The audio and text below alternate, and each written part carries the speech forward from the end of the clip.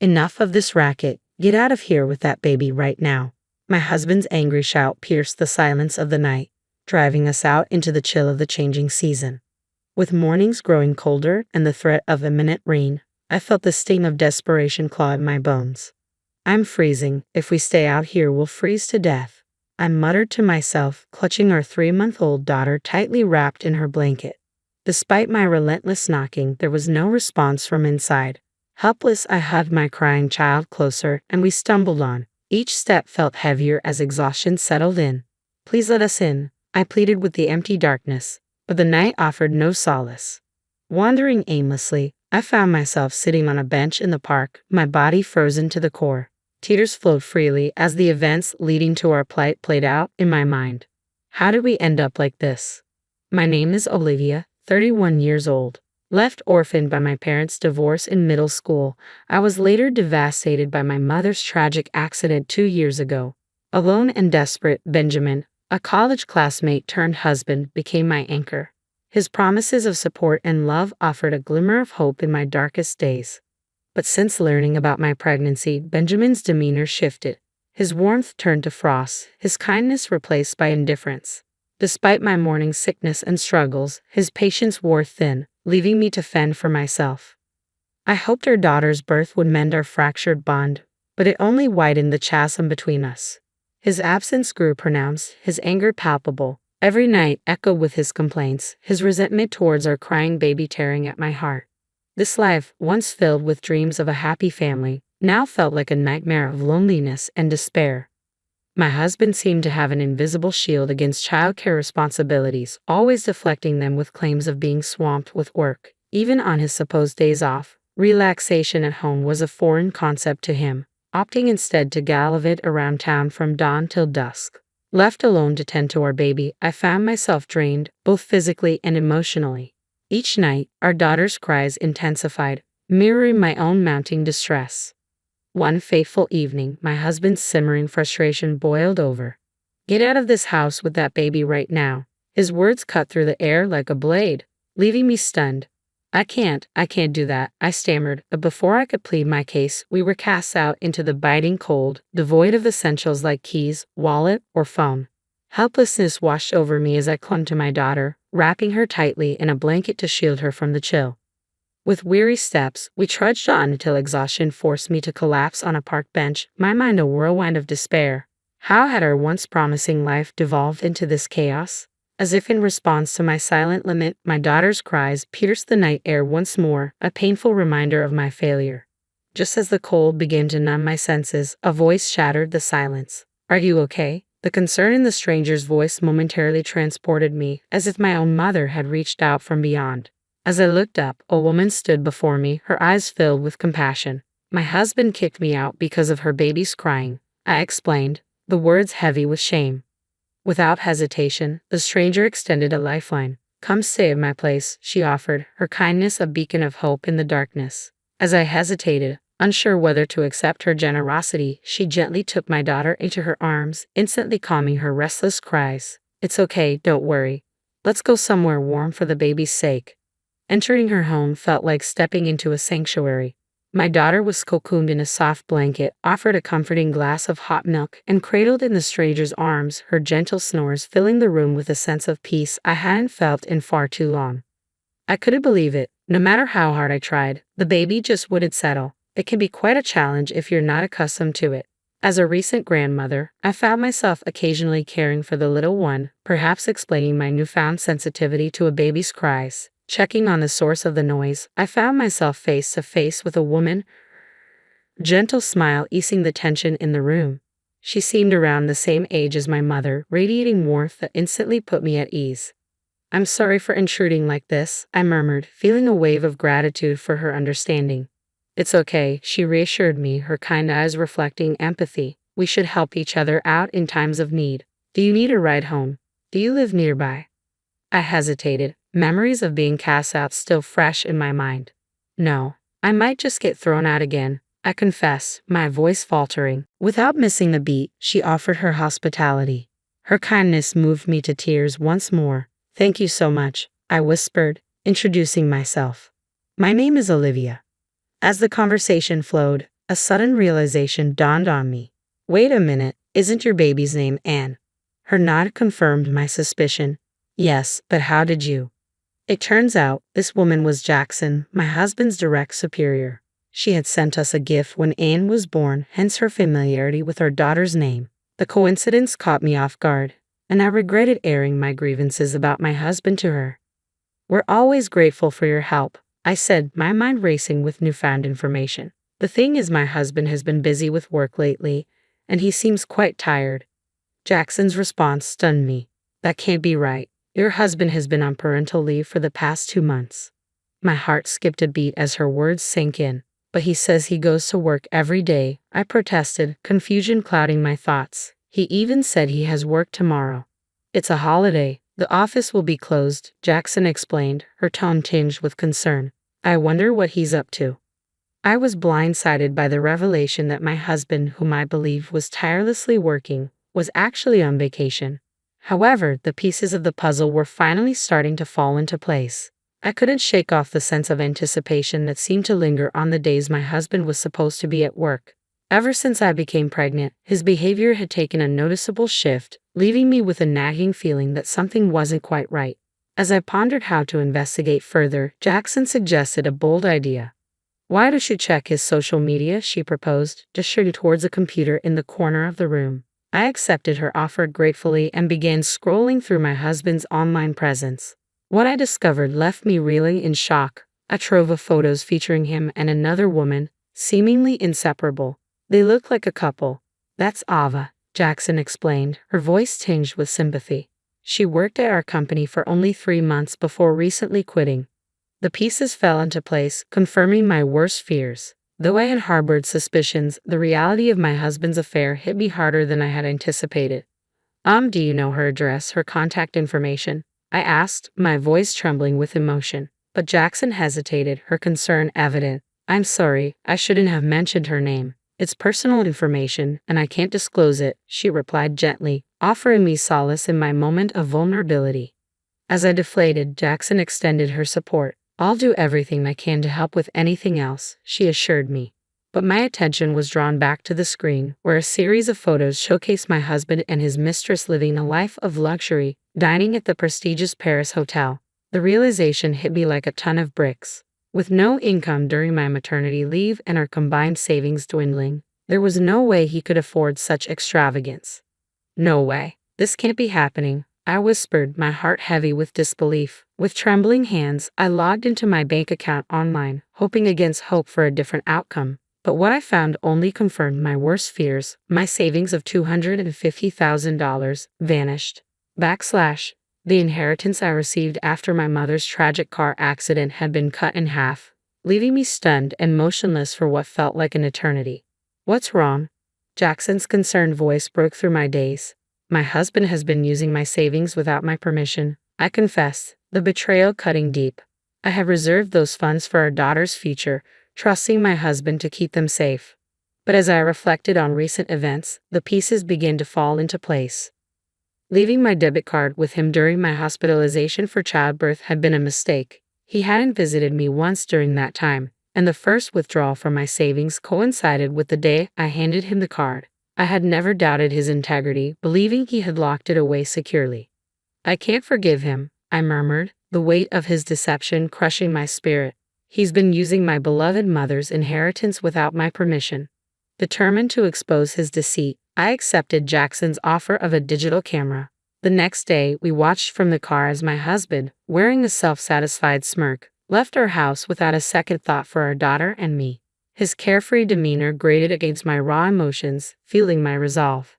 As expected, his car eventually pulled up at the Paris hotel, his mistress in tow. With practiced ease, they strolled into the restaurant, oblivious to the pain they caused. Entrusting our daughter to Jackson's care, I took a seat behind them, steeling myself for the confrontation to come. I've had enough of Olivia's stubbornness, my husband's callous words echoed in my ears.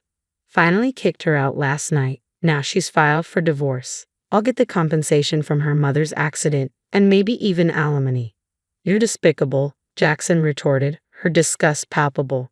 Your wife doesn't even realize you're after her money. You've been using her vulnerability since her mother passed away, but having a child was an unexpected obstacle. The shock of his admission left me speechless, my mind reeling with disbelief. Oblivious to my turmoil, my husband swaggered towards the elevator with his mistress, the key to their hotel room dangling from his fingers. As I stealthily followed them, even though it was just a fleeting moment before the elevator arrived, they embraced and began to kiss. Despite bracing myself, witnessing the affair unfold before my eyes was agonizing. A shiver ran down my spine as my husband's callous words echoed in my ears. "This is a pre-celebration for kicking Olivia out. Let's have a blast today." Unable to find my voice, I watched helplessly as the elevator doors closed, swallowing them up and leaving me behind. Frustration and sadness overwhelmed me, rendering me unable to stand. Collapsing to my knees, I felt a profound shift within me. The grief that had gripped my heart began to morph into a simmering desire for revenge. Betrayal of this magnitude was too cruel to ignore. I couldn't simply let it slide. That evening, timing my return to coincide with my husband's arrival home from work, I made my way back to the house. "Whoa, look who's back," he greeted me with mock surprise. "I'm sorry. I'll do whatever you say from now on. Please let me back in the house," I pleaded, masking my rising anger behind a facade of submission. It was time to tighten the noose around him, to play the part of the obedient wife and bide my time. "Fine. From now on, I'm not giving you any living expenses. Do whatever you want," he declared, his arrogance undiminished. Without a word of dissent and without broaching the subject of divorce, I made it clear that I was onto him. Despite his continued despicable attitude, I remained resolute, laying the groundwork for the vengeance that simmered beneath the surface. Enduring my husband's deceit, I persisted in my search for evidence of his affair, scouring the house for any clue. Among his belongings, I discovered a trove of receipts for hotels and meals tucked away in his suit pockets, but alone, they felt like feeble proof. It wasn't until I delved into social media under the woman's name that her true identity was unveiled 2 weeks later. With all preparations in place, I found myself once again at the infamous Paris hotel. There they were, my husband and his mistress, brazenly indulging in dinner and public displays of affection, just as they had done before. Mustering my resolve, I approached them as they prepared to board the elevator. "What are you doing here?" my husband demanded, his tone defensive. "Why are you here?" "I am obviously here for a work meeting," I countered sharply, seizing the moment to confront him. Quickly disentangling himself from his mistress, my husband looked guilt-ridden, attempting to flee. "That's odd. Today's a day off, isn't it?" I pressed, my voice cutting through the tension. Turning in surprise, he stumbled upon a revelation. "What, Jackson? You're supposed to be on parental leave, right? How come you're working?" Caught off guard by my unexpected presence with his boss, my husband's feeble excuses faltered. Meanwhile, the mistress, identified as Ava, appeared uneasy and uncertain, her gaze fixed downward. Sensing the scrutiny of onlookers, I proposed a change of scenery. "Since we're drawing attention, let's move this to the room you guys booked.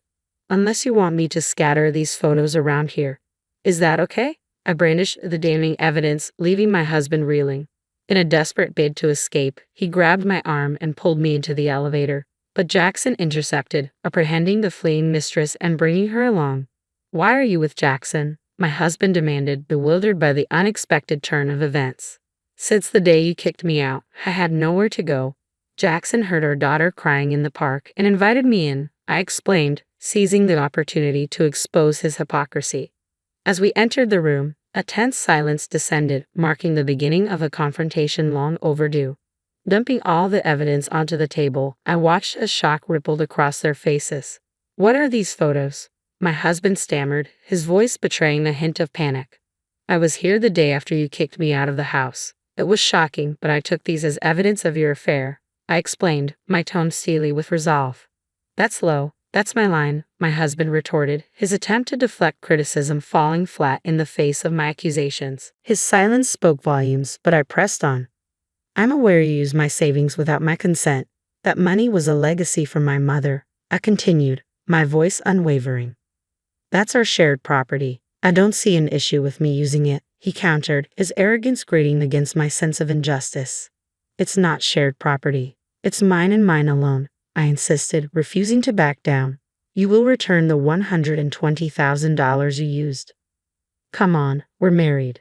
Let's not get into such tedious matters," he dismissed, his indifference fueling my frustration. Exhausted by his callousness, I reached into my bag and pulled out the divorce papers, slamming them onto the table with finality. I'm fed up with you. Fill out these divorce papers immediately. That's a leap, don't you think? Didn't I hear you say you wanted me to bring up divorce? He protested, his attempt to deflect blame falling on deaf ears. I played a recording of the conversation we had during a previous meal, his hurtful words reverberating throughout the room. Give me a break, not a chance to think. You approached me just for my money, his voice echoed, each syllable a painful reminder of his betrayal. It all became clear after I heard our conversation from that day. That's why you became so cold all of a sudden, I declared, my voice steady despite the turmoil within. There's a lot to the situation. I don't want to hear any excuses or lies, I continued, my resolve unyielding. Pay me $20,000 for the affair, $10,000 for all the times you mistreated me, $120,000 for the money you took from my savings, and $110,000 for child support until our daughter turns 20.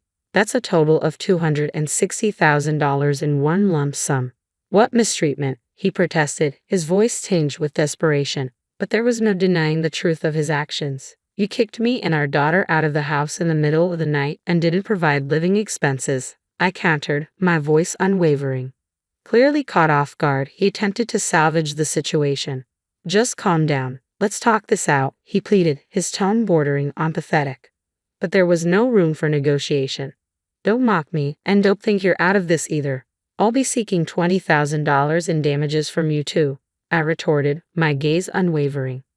Turning to face his mistress, I could see the color drain from her face. I have to pay too, of course. But in return, I'm divorcing him, so you two can be open about your relationship. That should be a relief, right? I remarked, my tone cutting. As the reality of his situation sank in, my husband's desperation reached a fever pitch. Please spare me this one time. I'll be a good husband, I promise, he begged, his tears and snot a sorry sight. But his pitiful display only served to strengthen my resolve. Turning my back on him, I took the house keys and card case from his bag. I sold the house that was in my name. Jackson reported everything to the company, and it seems you're going to be fired, I informed him, my voice devoid of emotion. As we left the room, I knew it was the end of an era. I didn't want to see my husband ever again, so I arranged for a divorce through a lawyer. I reflected, my mind already moving forward. I demanded compensation for the divorce, the money he had squandered, and child support. With his parents furious and his future uncertain, my husband's downfall was complete. Since he couldn't pay all the compensation in one go, his father forced him to work in a mine, I concluded, my voice tinged with finality. Leaving behind the remnants of my old life, my daughter and I embarked on a new journey. We bought a small apartment and started our new life, I recounted, a sense of relief washing over me. The moment we started living here, my daughter's night crying stopped completely.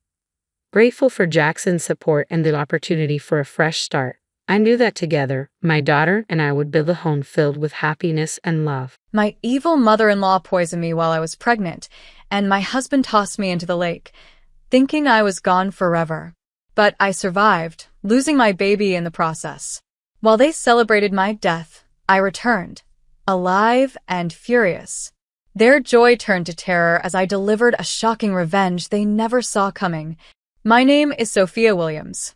If someone had told me 5 years ago that my life would turn into a battlefield of love, betrayal, and resilience, I would have laughed.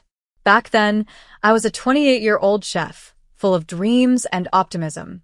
I had a vision of opening my own restaurant, blending Napa Valley's vibrant flavors with my culinary creations. Little did I know, life had a recipe of its own, one filled with bitterness I couldn't have imagined. It all started when I met Daniel. He was everything I ever wanted, handsome, kind, and ambitious. At 30, he had a thriving career as an architect, designing breathtaking homes across the region. We met at a winery event where I was catering. Our connection was instant. He admired my passion for food. I admired his artistry in creating spaces where people could live and love. Within a year, we were married, and I moved into his family estate in the picturesque Napa Valley. Life seemed perfect at first. The estate was sprawling, surrounded by endless vineyards that shimmered under the California sun. I was welcomed by Daniel's mother, Margaret Williams, a 58-year-old retired businesswoman who had an air of elegance and authority. She seemed polite at the beginning, even warm. I thought I had found not just a husband, but a family. But the cracks began to show soon after the wedding. Margaret's politeness turned into subtle criticism. She would comment on my cooking, saying things like, "Daniel grew up on refined tastes. You should adjust to what he's used to." Or she'd offer advice on running a household, which sounded more like commands. At first, I brushed it off. I thought, she's just protective of her son. It'll get better. It didn't. Margaret's influence over Daniel became more apparent with time. I noticed how he leaned on her for decisions, even small ones, and how her opinion always seemed to outweigh mine. Whenever we argued, Margaret would somehow find a way to join in, taking Daniel's side. Slowly but surely, I felt like an outsider in my own marriage. Things got worse at family gatherings. Margaret had a way of making me feel small in front of others. She'd talk about her son's ex-girlfriends, how they were accomplished and came from good families. She'd make comments like, "Sophia, you're lucky Daniel chose you," as if I didn't deserve him. I started avoiding those gatherings, but that only gave her more ammunition. She'd tell Daniel, "Your wife is so disrespectful. She doesn't even care to join the family." I could see the seeds of doubt she planted in Daniel. He started questioning me more, doubting my decisions, and worst of all, pulling away emotionally. The man who once supported me in everything now looked at me through his mother's lens. When I found out I was pregnant, I thought it would change everything. I believed a child could bridge the growing distance between us. For a brief moment, Daniel seemed thrilled. He held me close and promised me we'd be a family. Even Margaret congratulated us, though her smile didn't quite reach her eyes. Looking back, I should have noticed the tension brewing beneath the surface. Margaret's hostility intensified after the announcement. She began insisting on taking control of everything related to the baby, appointments, nursery decisions, even my diet. "A baby needs proper care, Sophia. You've never been a mother before, so you need guidance," she'd say. Her guidance felt more like a takeover. Then came the whispers. Margaret started feeding Daniel fears about how the baby would change our lives. "A child is a huge responsibility," she told him one evening. "You two aren't ready for that. Your careers will suffer. Sophia doesn't even know what she's getting into." I overheard parts of their conversations, but Daniel would brush it off when I asked. "She's just worried about us," he'd say. "Don't overthink it." But I wasn't overthinking it. Something was deeply wrong. I started feeling unwell, nausea beyond normal morning sickness, constant fatigue, and sharp pains that alarmed me. Margaret dismissed my concerns, saying it was all part of pregnancy. Daniel agreed with her, and I didn't have the strength to argue. One evening, as I lay curled up in pain, I realized the truth. Margaret and Daniel were behind my suffering. It wasn't normal pregnancy symptoms. It was something far darker. I pieced it together. Margaret's sudden interest in preparing my meals, her insistence that I eat her homemade remedies for nourishment. The betrayal hit me like a cold wave. My own husband and his mother were poisoning me to end my pregnancy. I lost my baby a week later. The pain was indescribable, not just physically, but emotionally. It wasn't just the loss of my child. It was the loss of trust, of love, of everything I thought I had with Daniel. As I lay in bed recovering, the fire inside me began to grow. I wasn't going to be their victim anymore. This wasn't just my story. It was the beginning of my transformation. A quiet resolve took root in me. They thought they had broken me, but they had no idea who I was becoming. After the miscarriage, everything inside me shattered. My body ached, my heart broke, and my spirit felt like it was crushed under the weight of betrayal. But as I lay there in the quiet of my room, staring at the ceiling, I realized something profound. I couldn't let this be the end. I couldn't let Margaret and Daniel win. I decided not to confront them right away. Instead, I pretended to be weak, compliant, and defeated. I went along with their narrative that the miscarriage was a tragic accident. Margaret offered her fake sympathies, patting my shoulder and saying, "These things happen, dear. You'll have another chance someday." I wanted to scream at her, to make her admit what she had done, but I knew better. They needed to believe I was broken. Daniel, too, was different. He barely looked at me, as if my grief made him uncomfortable. At times, I caught glimpses of guilt in his eyes, but it wasn't enough to make him confess. Margaret's grip on him was too strong. She had turned him into a man I didn't recognize, a man who could betray his wife in the worst possible way. In the days that followed, I started to plan. If Margaret and Daniel thought they had the upper hand, I would let them keep believing that, just long enough for me to turn the tables. I spent hours thinking, strategizing, and remembering every insult, every manipulation, every cruel word. I wouldn't act impulsively. I would make sure they felt the same pain I had endured, the same helplessness. To the outside world, I played the role of the grieving wife. I stayed quiet at family gatherings, barely spoke unless spoken to, and avoided Margaret as much as I could. But inside, I was burning with determination. One day, I came across an old box in the attic while cleaning. It was filled with my notebooks from culinary school. Flipping through the pages, I felt a spark of inspiration. Cooking had always been my escape, my passion. I decided I would use it to reclaim my power. Over the next few weeks, I immersed myself in my craft. I experimented with recipes, blending flavors in ways that expressed my emotions, bitterness, rage, and sorrow. I smiled when Margaret complimented my meals, unaware of the metaphorical meaning behind every dish. Cooking became my language of defiance, my way of regaining control. But food alone wasn't enough. I needed evidence of their betrayal, something undeniable. I began to observe them closely, pretending to go about my day as usual. I noticed the way Margaret and Daniel exchanged glances when they thought I wasn't looking, their hushed conversations that ended abruptly when I entered the room. I started leaving my phone in places where it could record their whispers, my heart pounding as I listened to the playback each night. It wasn't long before I had enough. Snippets of their plan to protect Daniel's future, conversations about my pregnancy being a mistake, and even Margaret's casual admission that she had taken care of things solidified what I already knew. The betrayal was real, and now I had proof. Despite the pain of hearing those recordings, they strengthened my resolve. I was no longer the naive woman who had moved into this house thinking I'd found a family.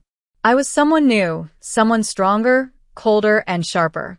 Then came the family vacation to Lake Tahoe, an annual tradition Margaret insisted on.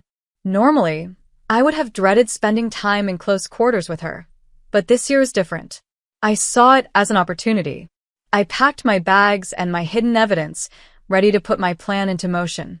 Lake Tahoe was beautiful, its crystal-clear waters and pine-covered hills offering a serene backdrop to the storm brewing within me. The family gathered at the cabin, laughing and chatting as if nothing had happened. Margaret was in her element, playing the gracious matriarch. Daniel was quieter than usual, though he still followed his mother's lead. During the trip, I began planting seeds of doubt among the family. I'd casually mention things Margaret had said to me, framing them as misunderstandings, but enough to make people wonder. I also started to befriend Daniel's cousin, Lisa, who had always been kind to me. Lisa had her own grievances with Margaret's controlling behavior, and it didn't take long to win her trust. By the end of the vacation, tensions were high. Margaret noticed the shift and tried to regain control, but I was already 10 steps ahead. On the final evening, during the big family dinner, I served a meal that would become the centerpiece of my revenge. The dish I prepared was a blend of bitter and sweet, layered with spices that mimicked the complexity of my emotions. Unbeknownst to Margaret and Daniel, it was laced with a non-lethal but potent ingredient that would cause hours of agony, symptoms eerily similar to what I had experienced during my miscarriage. As they ate, I watched them closely. The first signs of discomfort appeared on their faces.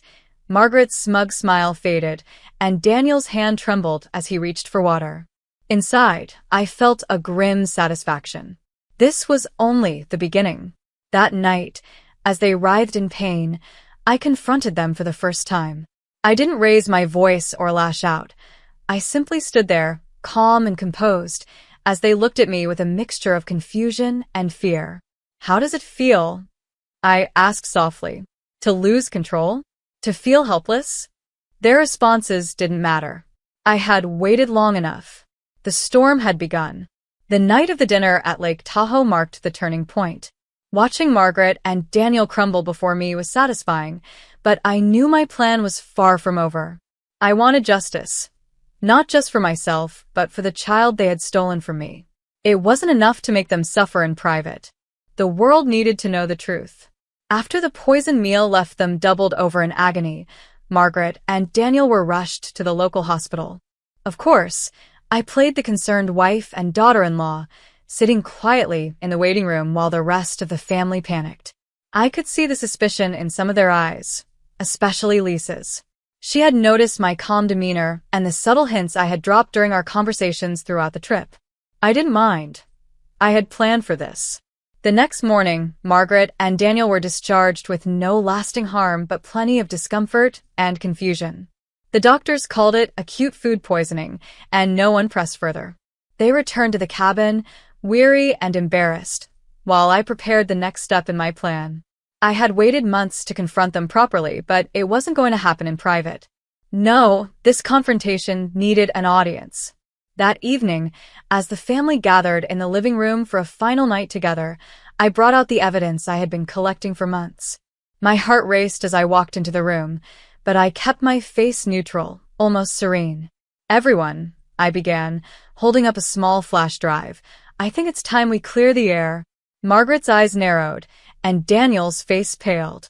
"Sophia," he said cautiously, "what are you talking about?" I ignored him and plugged the flash drive into the television. The screen lit up with the first recording, a conversation between Margaret and Daniel discussing my pregnancy. The words were crystal clear, Margaret saying, "This baby will ruin everything. She's already a distraction for you, Daniel. We need to handle this." The room fell silent. Gasps filled the air as the recording continued, revealing their plan to poison me and end the pregnancy. Margaret's voice was cold and calculating, and Daniel's hesitant responses did nothing to shield him from the blame. When the recording ended, I turned to face them. Margaret's usually composed expression was gone, replaced by sheer panic. "This is absurd," she shouted, rising from her chair. "You've manipulated these recordings, Sophia. You're trying to turn my family against me." Daniel looked as though he wanted to disappear. He didn't deny anything, and his silence only made the evidence more damning. The family erupted into whispers, their disbelief quickly turning to anger. "Is this true, Daniels?" Lisa asked, her voice trembling. "Did you really do this to Sophia?" He opened his mouth to speak, but no words came out. Instead, Margaret tried to regain control of the situation, her voice rising. "You don't understand. I was protecting my son." She was tearing him apart, dragging him down. "Enough." I snapped, my voice cutting through the chaos. Everyone turned to me. For the first time, I let the full weight of my anger show. "You don't get to play the victim, Margaret. You poisoned me. You killed my child. And you," I said, turning to Daniel, "stood by and let her do it. You betrayed me in the worst possible way." Tears streamed down my face as I spoke, but my voice didn't waver. "I loved you, Daniel. I believed in us, in our future, and you destroyed it because you couldn't stand up to her." Daniel finally broke. "I didn't know it would go this far," he mumbled. "I thought she just wanted to." "To what?" I interrupted. "Control me? Hurt me? You knew what she was doing, and you let it happen." The room was deathly silent. No one came to Margaret's defense, not even her closest allies. Lisa stood and walked to my side, placing a supportive hand on my shoulder. "Sophia," she said softly, "you're not alone in this. We all see the truth now." Margaret's reign over the family was crumbling before her eyes. She screamed, denied everything, and tried to shift the blame, but it was no use. The recordings were undeniable. The family, once bound by loyalty, was now united in their condemnation of her actions. As for Daniel, he was a broken man. He sat silently, his head in his hands, as the weight of his choices crushed him. For the first time, I saw the guilt he had been hiding, but it didn't make me feel better. It was too little, too late. That night, I packed my bags. I had no intention of staying another moment in that house with those people. Before I left, I handed a letter to Lisa. "Make sure everyone reads this," I said. "They need to understand why I'm leaving." The letter detailed everything: the betrayal, the pain, and my decision to start over. I didn't want pity or apologies. I wanted freedom, and I was finally ready to take it. As I drove away from Lake Tahoe, I felt a strange sense of peace. For the first time in months, I was free of Margaret's control and Daniel's betrayal.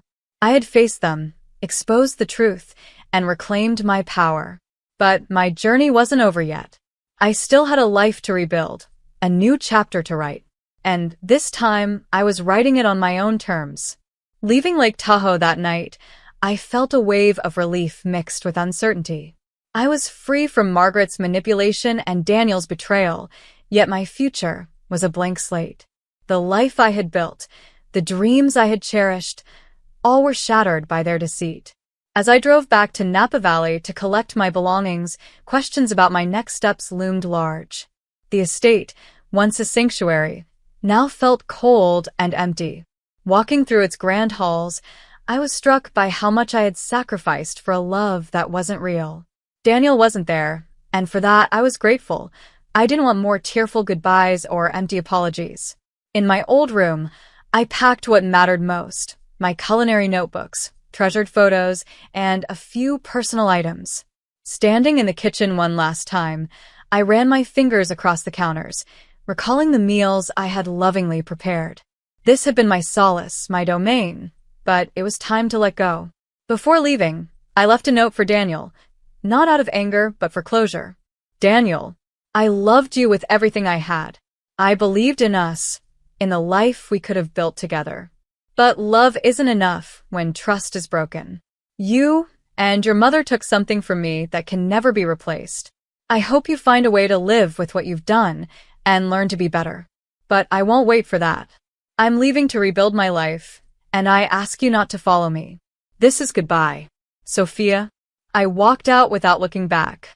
Over the next few weeks, I stayed in a small rental cottage on the outskirts of Napa Valley, far removed from the Williams family. Modest though it was, it felt like mine. I immersed myself in cooking, not for anyone else but for myself. It became my therapy, a way to heal the wounds left behind. One morning, while flipping through an old cookbook, inspiration struck. I could write my own story. I began weaving my journey into a memoir, blending my experiences with recipes that symbolized different moments: bittersweet pastries, fiery soups, comforting stews. Writing became a catharsis, and as the months passed, bitter to better, a recipe for healing took shape. Lisa, my closest ally since the night at Lake Tahoe, kept me updated on Margaret and Daniel. "Margaret's life has fallen apart," she said during one call. "The family turned against her, and she's facing legal action for what she did to you." Hearing this brought some closure. Margaret, who once seemed untouchable, was being held accountable. When I asked about Daniel, Lisa sighed. "He's struggling, lost his job, and his reputation is in shambles. He talks about you sometimes, wishing he could undo everything." I felt a twinge of pity, but knew his pain was the consequence of his choices. The day I finished my memoir was the first day I felt truly free. Pouring my grief, anger, and hope onto its pages brought clarity. To my surprise, a publisher loved the manuscript and saw it as a story of resilience and empowerment. When the book was published, it resonated deeply with readers, especially women who had faced betrayal and manipulation. Letters poured in, thanking me for sharing my journey. For the first time in years, I felt a renewed sense of purpose. Months later, at a book signing in Napa Valley, a woman approached me with tears in her eyes. "Your book saved me," she said. "I was in a toxic marriage, and your story gave me the courage to leave." Her words moved me to tears. My pain had transformed into a beacon of hope for others. As for Margaret and Daniel, I occasionally heard about them but never reached out. Margaret was convicted for poisoning me, and Daniel led a quiet, isolated life. I harbored no hate, only indifference. They belonged to a past I had left behind.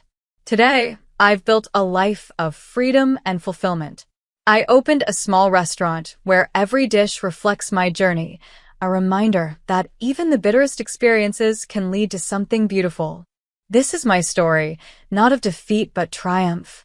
I am Sophia Williams, and I have risen from the ashes of betrayal to create a life that is truly mine.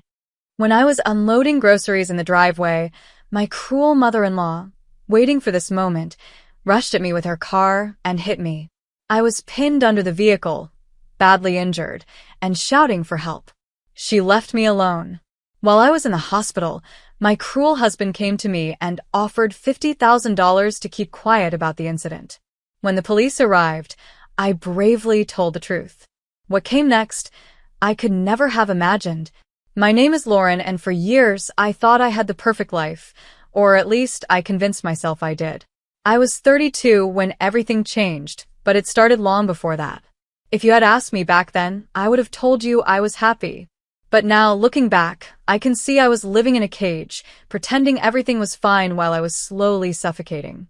I met Ethan when I was 26 at a community event in Aurora, Colorado. He wasn't particularly charming or romantic, but he had this steadiness that I thought I needed.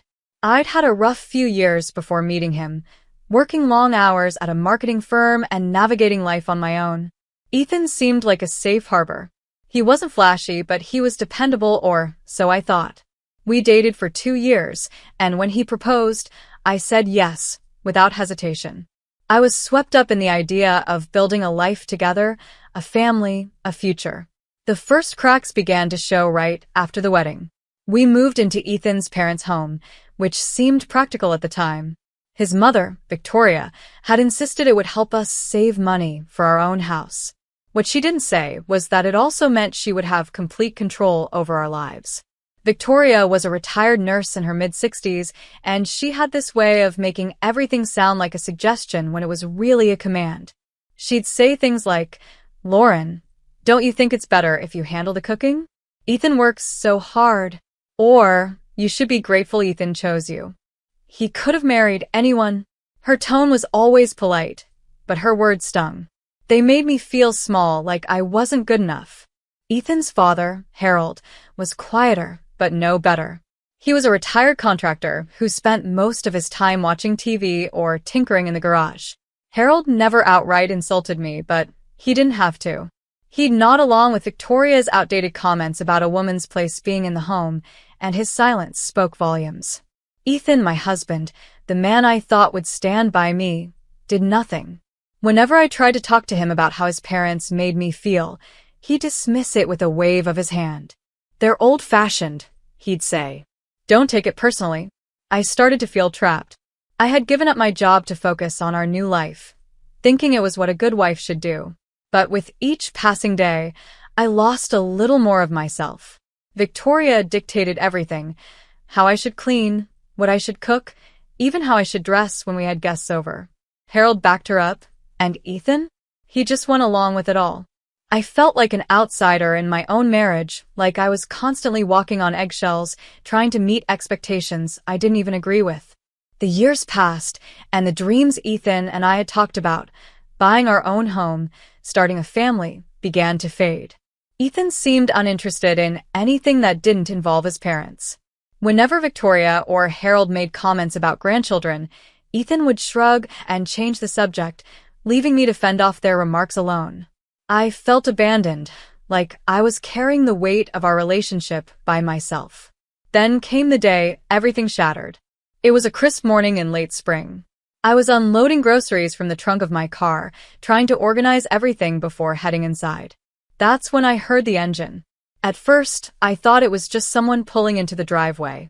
But then I looked up and saw Victoria's car speeding toward me. I froze. For a split second, I thought she wouldn't, but she did. The impact knocked me to the ground, pinning me under the car. The pain was immediate and overwhelming. I could barely breathe, let alone move. Victoria didn't get out to help. She didn't even stop. Instead, she panicked, reversed the car, and sped off. I was left lying there, groceries scattered around me, gasping for air and trying to make sense of what had just happened. I don't remember much of what happened next. only that a neighbor must have seen me and called for help. The next thing I knew, I was in the hospital, surrounded by bright lights and the sound of beeping machines.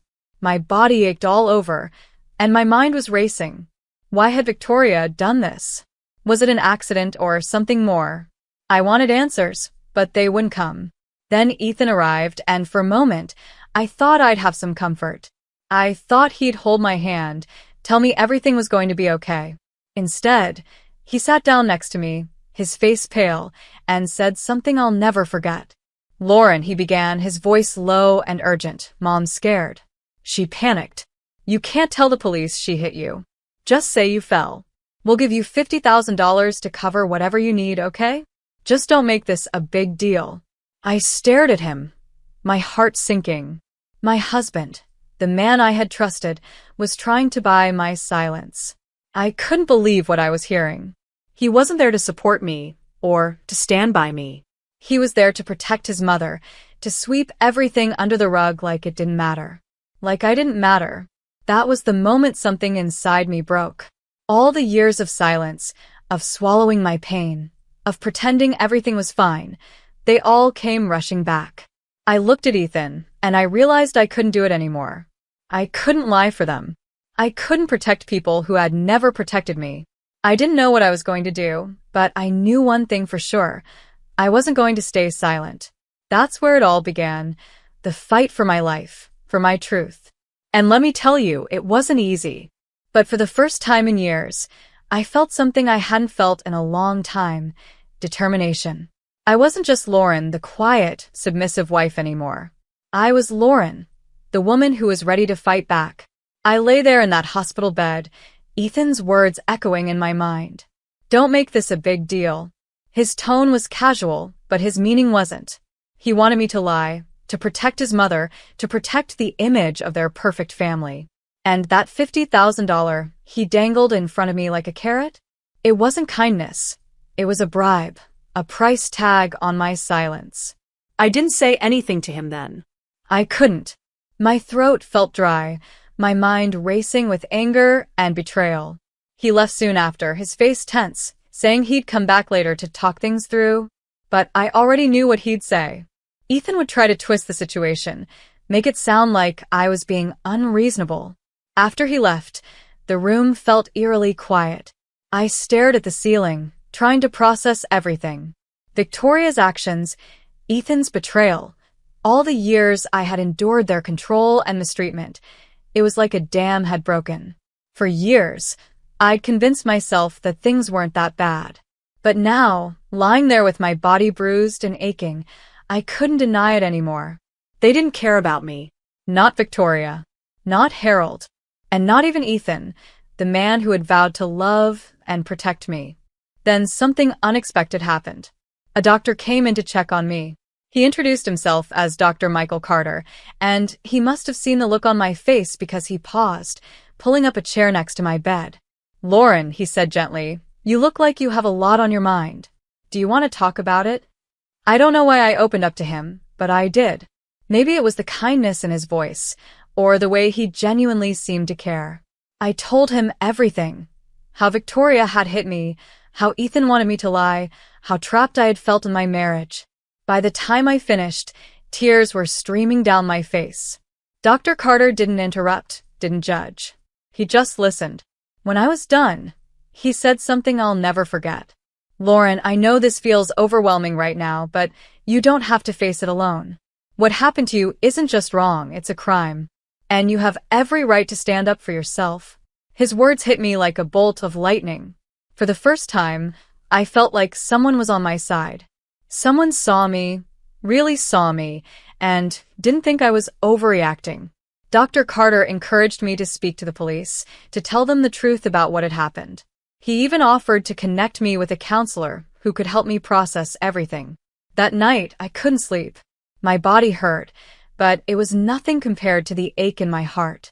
I kept replaying the accident in my mind, the way Victoria had sped off like I was nothing, like I didn't even matter. And Ethan's betrayal, his willingness to lie, to cover up what his mother had done, cut deeper than any physical wound. I knew I had to make a decision. Stay silent and let them get away with it, or fight back and risk losing everything I thought I had. The next morning, I made my choice.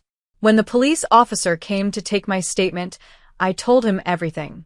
I told him how Victoria had hit me while I was unloading groceries, how she had driven off without stopping, and how Ethan had tried to bribe me into lying.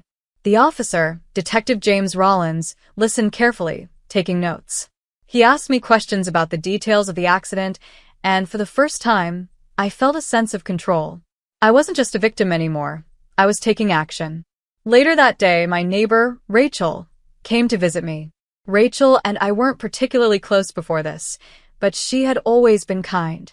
When she heard what happened, she was furious on my behalf. "Lauren," she said, "I have security cameras that face the driveway. I might have footage of what happened." My heart raced at her words. Could it be true? Could there really be evidence that proved Victoria hit me on purpose? Rachel didn't waste any time. She and her husband reviewed the footage and found exactly what we needed. The video showed Victoria's car speeding toward me, the impact, and her quick escape.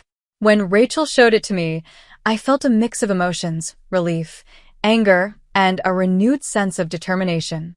I handed the footage over to Detective Rollins, who assured me it would be crucial in building the case against Victoria.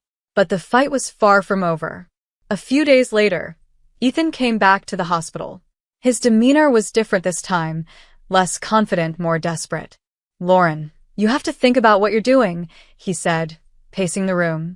"If this goes to court, it'll ruin my mom's life. Do you really want to destroy this family's?" I couldn't believe what I was hearing. Even after everything, Ethan still didn't see me as a person worth fighting for. I looked him straight in the eye and said, "Your mother tried to kill me, Ethan. And instead of supporting me, you tried to cover it up. This family destroyed itself the moment you chose her over me." He didn't have a response. He just stood there, stunned, before storming out of the room. I knew then that my marriage was over. There was no coming back from this. Dr. Carter checked on me regularly, offering not just medical care, but emotional support. He reminded me that I was stronger than I thought, that I had the right to fight for justice. With his encouragement, I began to see a way forward. A life where I wasn't under Victoria's thumb, where I wasn't silenced by Ethan's indifference. The case against Victoria was building, and the video footage was damning. But I knew this wasn't just about her. This was about me reclaiming my life, my voice. For the first time in years, I felt a spark of hope. The road ahead wouldn't be easy, but I was ready to take the first step. The weeks that followed were some of the hardest of my life. Every day, I was reminded of what had happened, not just the accident, but the years of control, manipulation, and betrayal that had led to it. But for the first time in a long time, I wasn't willing to hide. I was done pretending everything was fine. I was done protecting people who didn't care about me. I was ready to fight. Detective Rollins kept me updated on the investigation. The video footage from Rachel's security cameras was crucial. It showed everything. Victoria's car speeding toward me, the impact, and her driving off without even slowing down. When I watched it, I felt sick to my stomach, but I also felt vindicated. There was no denying the truth anymore.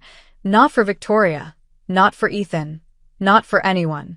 The police brought Victoria, Harold, and Ethan in for questioning.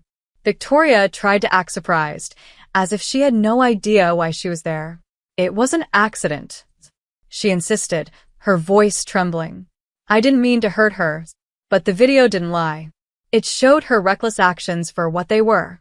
She couldn't explain it away. Harold sat silently, as he always did, refusing to look anyone in the eye. And Ethan tried to justify everything. "I was trying to protect my family," he said, his voice cracking. "I didn't want this to get out of control." As if I was the one blowing things out of proportion. As if he wasn't complicit in covering up a crime. When I confronted them during questioning, I felt a strange mix of emotions. Anger, of course. Anger that they had hurt me, betrayed me, dismissed me. But there was also sadness, a deep ache for what could have been. I had loved Ethan. I had believed in him. But now, standing in front of him, I realized I didn't even recognize the man I had married.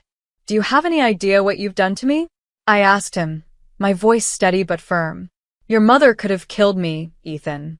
And instead of standing by me, you chose to protect her. You tried to bribe me. You tried to silence me.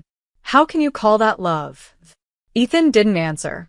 He just looked down at the floor, his shoulders slumped. For a moment, I thought I saw regret in his eyes.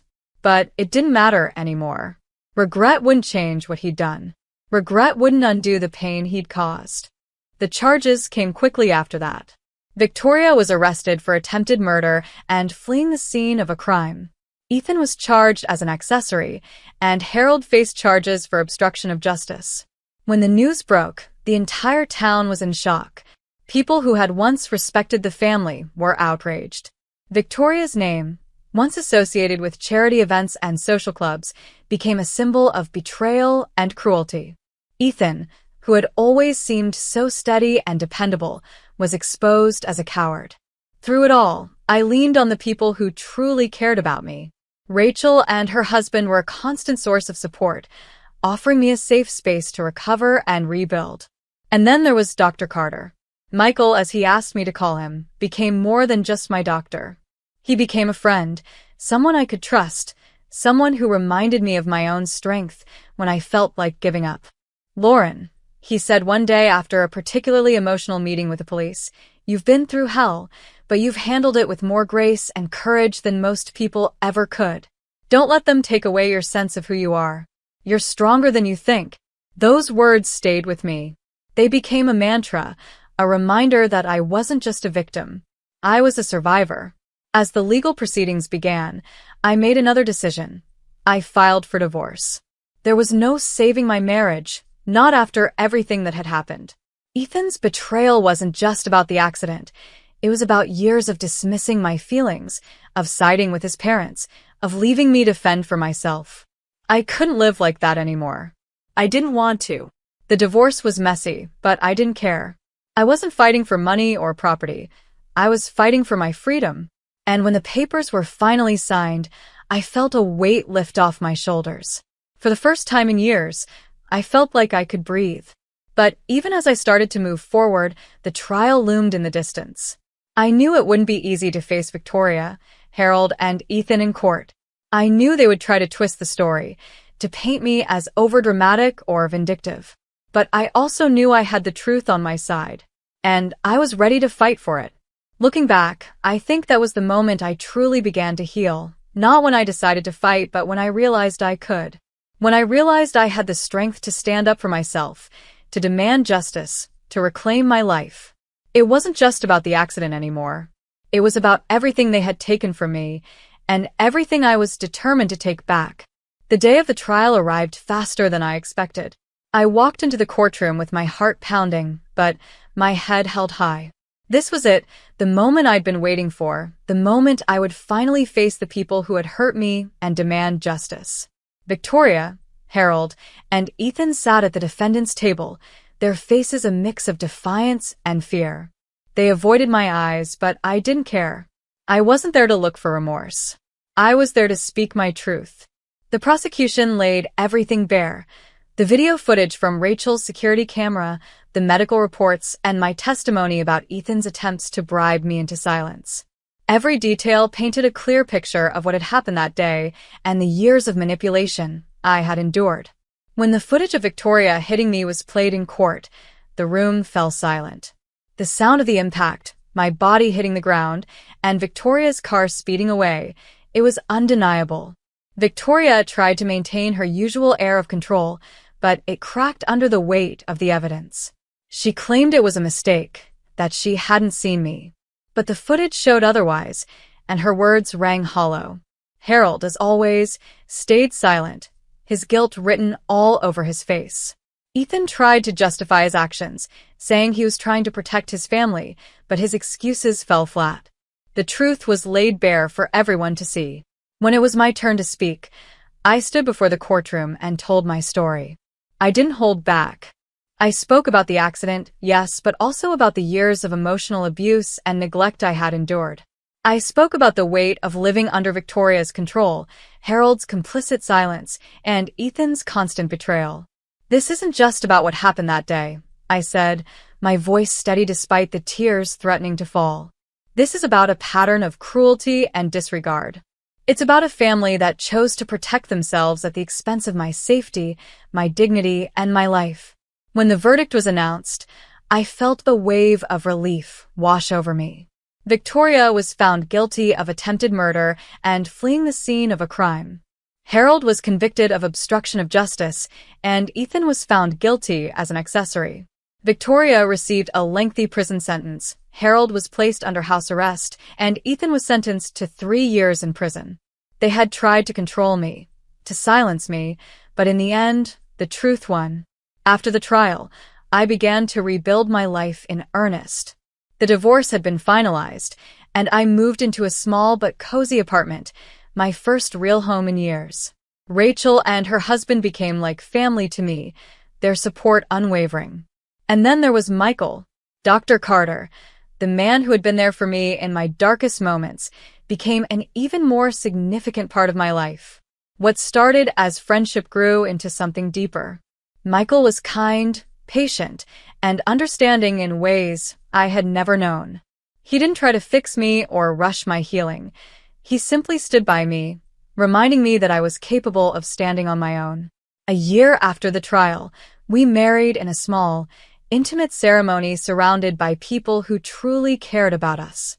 It wasn't a grand affair, but it was perfect because it was filled with love and hope. Now, as I sit here telling my story, I feel like a different person. The Lauren who walked into Ethan's life all those years ago is gone. In her place is someone stronger, someone who knows her worth, someone who refuses to settle for less than she deserves. I still think about Victoria, Harold, and Ethan sometimes, not with anger, but with a sense of closure. They made their choices, and now they're living with the consequences. As for me, I'm living my life, free from their control, surrounded by love and support. I've learned that betrayal doesn't define you. What defines you is how you rise after you've been knocked down. This is my new beginning, and I couldn't be more grateful for it. My cruel parents forced me into an engagement, but when I discovered it was tied to an illegal deal, I refused. They slapped me hard and threatened to kick me out of the family business. However, I bravely announced the cancellation of my wedding in front of the audience and left the event. The very next morning, I returned with a secret plan for revenge that brought them to their knees. My name is Jennifer Davenport, and for most of my life, I felt like I was living in a perfectly gilded cage. On the surface, everything about my life seemed enviable. I was 28 years old, working as a data analyst at my parents' tech empire, Davenport Enterprises, in Austin, Texas. I had everything people thought they wanted: wealth, a high-profile career, and an upcoming marriage to Ethan Langston, the heir to Langston Robotics. But what most people didn't see was the price I was paying for it all. From the time I could understand words, my parents, Miranda and Jonathan Davenport, made it clear that I wasn't just their daughter. I was their legacy. My mother, a polished and ruthless socialite, constantly reminded me that my every action reflected on the Davenport name. My father, the CEO and mastermind of our sprawling tech conglomerate, treated me like one of his assets, carefully planning my every move. Together, they had built an empire, and to them, my only role was to ensure its survival. Jennifer, my father would say in his firm, no-nonsense voice, a Davenport must always think 2 steps ahead. Feelings don't build empires, strategy does. My mother would chime in with her usual advice, smile, dear. The right smile can open any door. But never let anyone see the cracks. Our mansion in Austin was as cold as their advice, beautiful but soulless. It was filled with extravagant art and state-of-the-art technology, but to me, it was more of a prison than a home.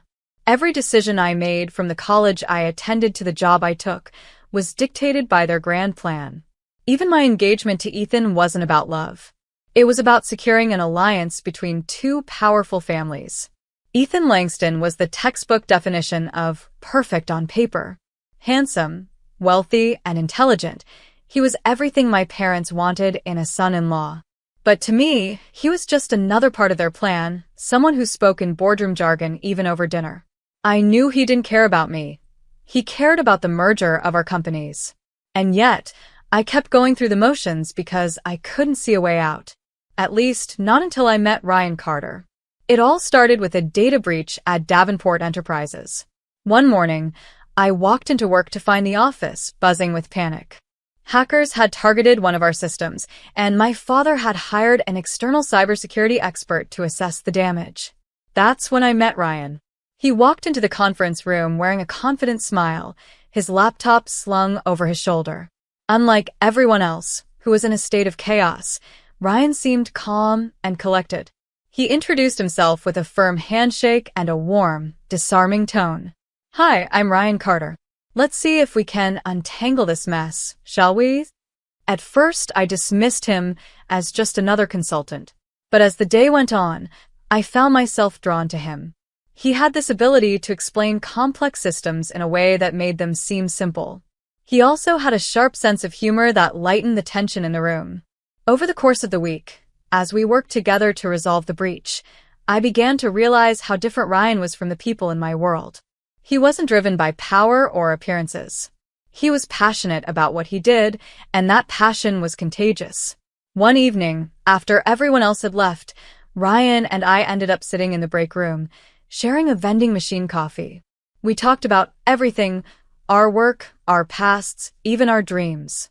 When I mentioned the pressure of living up to my parents' expectations, Ryan said something that struck a chord. "Life's too short to live for someone else's version of success," he said, his brown eyes meeting mine. "You deserve to be happy, Jennifer. Not just useful." His words stayed with me. For the first time, I began to question the path I was on. I started to imagine a life where I wasn't just an extension of my parents' ambitions. A life where I could make my own choices, even if they weren't perfect. But my growing connection with Ryan didn't go unnoticed.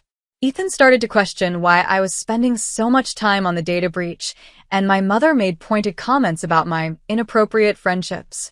My parents had always been controlling, but as the engagement party approached, their grip tightened. They were determined to see me marry Ethan, no matter what. One evening, my father called me into his study. He was sitting behind his massive oak desk, his face etched with the seriousness of a man making a business deal. "Jennifer," he said, folding his hands, "I've noticed you've been distracted lately. Let me remind you of what's at stake. This engagement isn't just about you. It's about the future of Davenport Enterprises. If you back out now, you'll lose everything, your position in the company, your financial security, and any support from this family. Is that what you want?" His words felt like a punch to the gut. I looked at him, at the man who had orchestrated every detail of my life, and for the first time, I felt something break inside me. I didn't know how yet, but I knew one thing. I couldn't keep living like this. As I walked out of his study, my mother stopped me in the hallway. She placed a hand on my arm, her nails digging into my skin ever so slightly. "Do you understand what you're doing, Jennifer?" she hissed. "We've sacrificed so much for you. Don't throw it all away for a foolish dream." I didn't respond. I couldn't. But in that moment, I made a silent promise to myself. I would find a way to break free, no matter the cost. The days leading up to my engagement party felt like a countdown to my own execution. My parents, Jonathan and Miranda Davenport, were relentless in their mission to ensure everything was perfect. My mother spent hours micromanaging every detail, from the floral arrangements to the guest list, while my father worked behind the scenes to solidify deals with Ethan Langston's family. I felt like a spectator in my own life, watching as they molded my future into something I wanted no part of. As the day approached, their pressure escalated. Every time I hinted at my doubts, my father's voice would harden. "Jennifer, this isn't just about you. This is about securing a legacy. Ethan is the perfect partner for you and for this family, but what about what I wanted?" The thought of marrying Ethan, a man who viewed me as nothing more than an asset, made me feel trapped. The only light in my life was Ryan Carter. After the data breach investigation wrapped up, Ryan and I had stayed in touch. He became my confidant, the one person who truly listened. We'd meet for coffee or exchange texts, and slowly, He helped me see that I deserved more than the life my parents had carved out for me. One evening, a few days before the engagement party, I met Ryan at a quiet diner on the outskirts of town. I told him everything: the engagement, my parents' threats, and how suffocated I felt. I'll never forget the look in his eyes as I spoke. He didn't interrupt or try to offer quick fixes. He just listened. "You don't have to do this, Jennifer," he said softly. "You have the power to say no." "But at what cost?" I asked, my voice trembling. "They'll cut me off completely. I'll lose everything." Ryan leaned forward, his expression steady. "If everything comes at the cost of your happiness, is it really worth having?" His words lingered in my mind long after I left the diner. That night, lying in my massive but cold bedroom, I realized he was right. I'd been clinging to the illusion of security, but the truth was, I was already losing myself. I knew what I had to do, but I also knew my parents wouldn't let me go without a fight. The engagement party arrived, and I felt like I was walking into a battlefield. The Davenport mansion was buzzing with hundreds of guests, all there to witness the union of two powerful families. I wore a designer gown my mother had chosen, and as I descended the grand staircase, I felt like a puppet on strings. Ethan was waiting for me at the bottom of the stairs, his smile polished but empty. "You look beautiful, Jennifer," he said, offering me his arm. I forced a smile and took it, feeling my stomach churn. All around us, guests toasted and congratulated us, oblivious to the storm brewing inside me. As the evening wore on, my anxiety grew. My parents paraded me around like a prize, introducing me to business associates and old friends. "Jennifer will be an incredible partner for Ethan," my mother said to one group, her voice dripping with pride. "Their union will solidify a new era for both of our families." I couldn't take it anymore. Excusing myself, I slipped away from the crowd and into a quiet hallway. My heart was pounding as I reached for my phone and dialed Ryan's number. "I can't do this," I whispered as soon as he answered. "I'm about to walk into a life I don't want." "What do I do?" "Then don't," Ryan said firmly. "You've got this, Jennifer. Stand your ground." His words gave me the courage I needed. I hung up and returned to the main hall, my hands trembling, but my resolve solid. My parents spotted me and approached with Ethan in tow. "There you are," my father said. "The toasts are about to begin. Let's go." "No," I said, my voice louder than I expected. The room fell silent as everyone turned to look at me. I took a deep breath, ignoring the knot in my stomach. "I can't do this. I'm calling off the engagement." The color drained from Ethan's face, but it was my parents who reacted with fury. My mother grabbed my arm, her nails digging into my skin. "Jennifer," she hissed, dragging me into a nearby room. My father followed, slamming the door behind him. "What is wrong with you?" he barked, his face red with anger. "Do you have any idea what you're throwing away?" "I'm throwing away a life I never wanted," I shot back. "I won't marry someone I don't love, and I won't be part of your schemes anymore." My mother slapped me across the face, her eyes blazing. "You ungrateful child. We've given you everything." My father grabbed my shoulders, his grip painfully tight. "You will walk back out there and fix this, or you'll lose everything. Your job, your inheritance, your family, it'll all be gone. Is that what you want?" Tears stung my eyes, but I refused to back down. I'd rather lose everything than lose myself. Without another word, I turned and walked out of the room, back into the crowd of shocked guests. I stood tall, ignoring the whispers and stares. For the first time in my life, I felt free. The path ahead was uncertain, but I knew one thing for sure. It would be mine to walk. Walking away from the engagement, and my parents felt like stepping off a cliff. I had no idea what would happen next, but I knew one thing. I was finally free from their control. That night, as I left the Davenport mansion, I didn't look back. I knew my parents were fuming, and the fallout would be severe. But for the first time in my life, I felt a strange sense of peace. My freedom was worth the cost. The following morning, the full extent of their wrath hit me. My father sent a message demanding I come back and fix the mess I had caused. When I refused, he acted swiftly. My access to my accounts was revoked, and my position at Davenport Enterprises was terminated. My mother called me, her voice cold and cutting. "You think you can survive without us, Jennifer? You're nothing without this family." She hung up before I could respond. Their retaliation didn't stop there. Over the next few weeks, they launched a smear campaign against me. False rumors spread through the industry, painting me as unstable and untrustworthy. Ethan, humiliated by my public refusal, joined in, telling anyone who would listen that I had sabotaged the engagement for selfish reasons.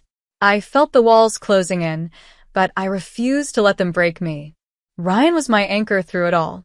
After I lost my job and my financial security, he offered me a place to stay.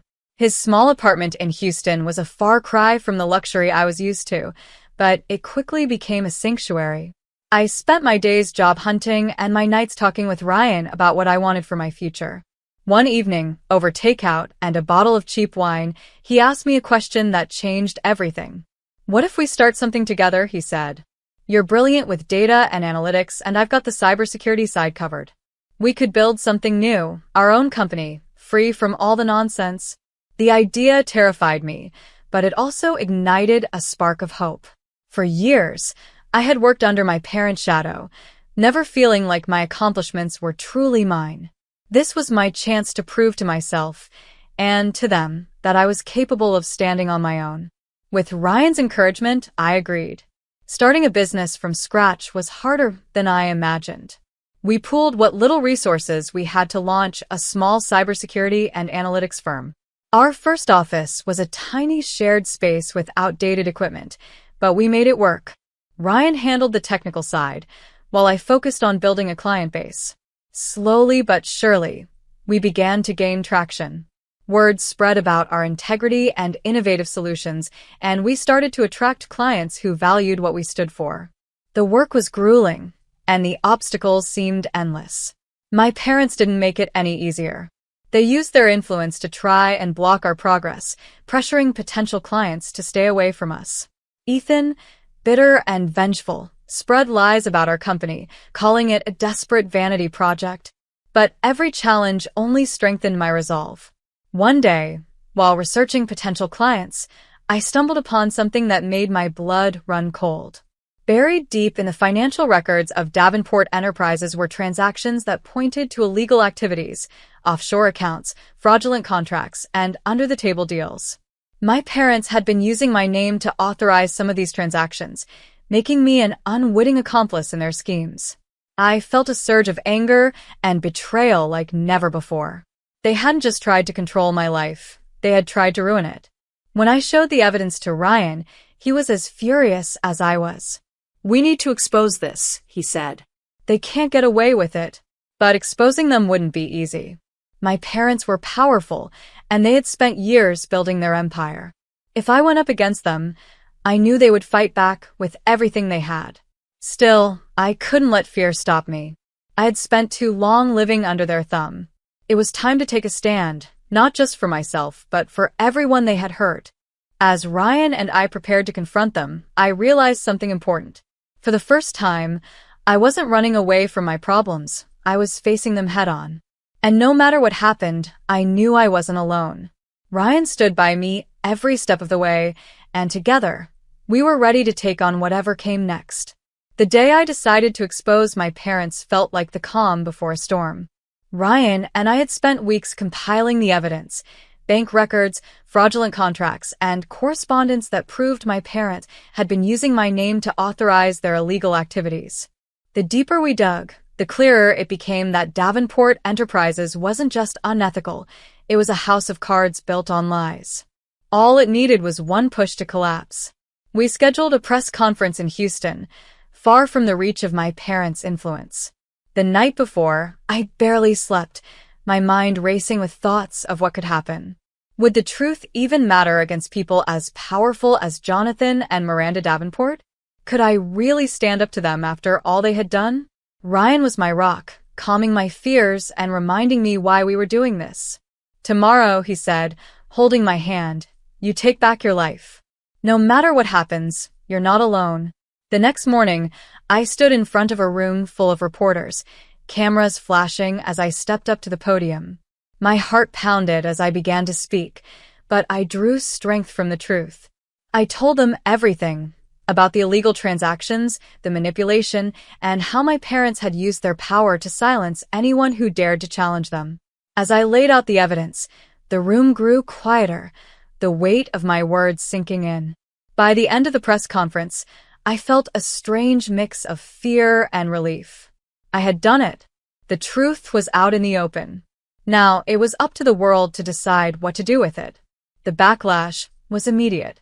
News outlets picked up the story, and within hours, Davenport Enterprises was under federal investigation. My parents' carefully curated image began to crumble as more details of their corruption came to light.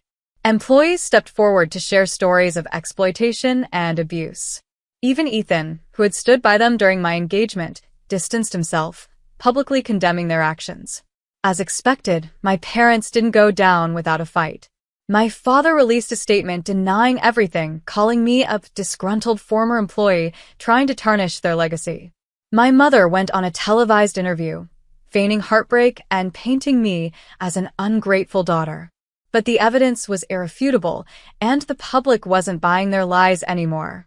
A few weeks later, federal agents raided Davenport Enterprises headquarters. Seeing the footage on the news was surreal. The place where I had spent years working, where my parents had built their empire, was being torn apart.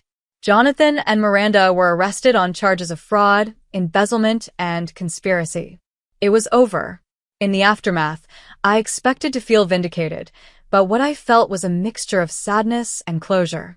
My parents had betrayed me in ways I couldn't have imagined, but they were still my family. Despite everything, I hoped this would be a wake-up call for them, a chance to reflect and change.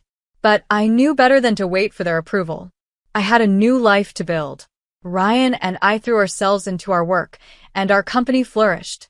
The attention from the press conference brought us clients who admired our integrity and wanted to support our vision. Within a year, we had expanded to a larger office and hired a team of passionate people who shared our values. Ryan surprised me one evening by revealing that his firm had been quietly growing into a major industry competitor. He had kept it a secret, wanting me to succeed on my own terms. Together, we merged our companies, creating a tech powerhouse dedicated to ethical innovation. My parents eventually tried to reconcile. My mother wrote me a letter from prison, apologizing for the choices she had made. My father, ever the pragmatist, reached out through a lawyer, offering to rebuild a relationship in exchange for a business partnership. I set firm boundaries, telling them both that while I wished them no harm, I wouldn't let them control me ever again. As for Ethan, he disappeared from the public eye, humiliated by the fallout. I didn't spare him another thought. My focus was on the future, one I was finally building for myself. Ryan and I didn't just succeed, we thrived.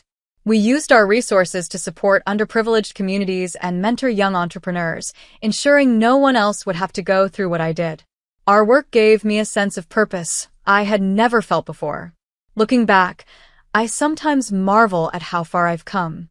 The girl who once lived in fear of her parents is gone. In her place is a woman who knows her worth, who fought for her freedom and won. My story isn't just about betrayal or revenge. It's about reclaiming my life. And for the first time, I can truly say I'm happy. My manipulative mother-in-law blamed me for being unfaithful, accused me of prioritizing my career over my marriage, and claimed I was trying to alienate my husband. When I denied her accusations, she slapped me hard and shouted, "How dare you talk back to me?" Determined to seek revenge, I exposed her secrets during a family gathering, and within the next hour, a shocking surprise awaited everyone. When I first married Daniel, I thought I was stepping into the perfect life. We lived in Austin, Texas, a vibrant, sunny city filled with opportunity. I worked as an architect, designing spaces that people could call home, and Daniel was a financial analyst with a knack for making numbers work in his favor. Our love felt unshakable, built on a foundation of trust and understanding, or so I thought. But life has a way of surprising you, doesn't it? Sometimes the cracks appear in places you never thought to look. For me, those cracks started small, almost unnoticeable, like hairline fractures. At first, it was just little things Daniel would say, offhand remarks that made me feel scrutinized. "Mia, why were you late getting home yesterday?" he'd ask, his tone casual but his eyes searching. "Traffic was bad," I'd reply, brushing it off. But then he'd follow up. "Really? Because Evelyn said she saw you at the coffee shop on Main Street." I didn't think much of it at first. Evelyn, his mother, was always around, always noticing things. She was retired, and I figured she was just keeping herself busy. But then the comments started coming more frequently. "Evelyn said she heard you talking to some man at the grocery store," Daniel would say. Or, "Mom mentioned you were dressed up when you went out to lunch. Why didn't you tell me you were meeting someone?" It felt like every move I made was being monitored, questioned, and dissected. I couldn't figure out why. Daniel had never been this way before.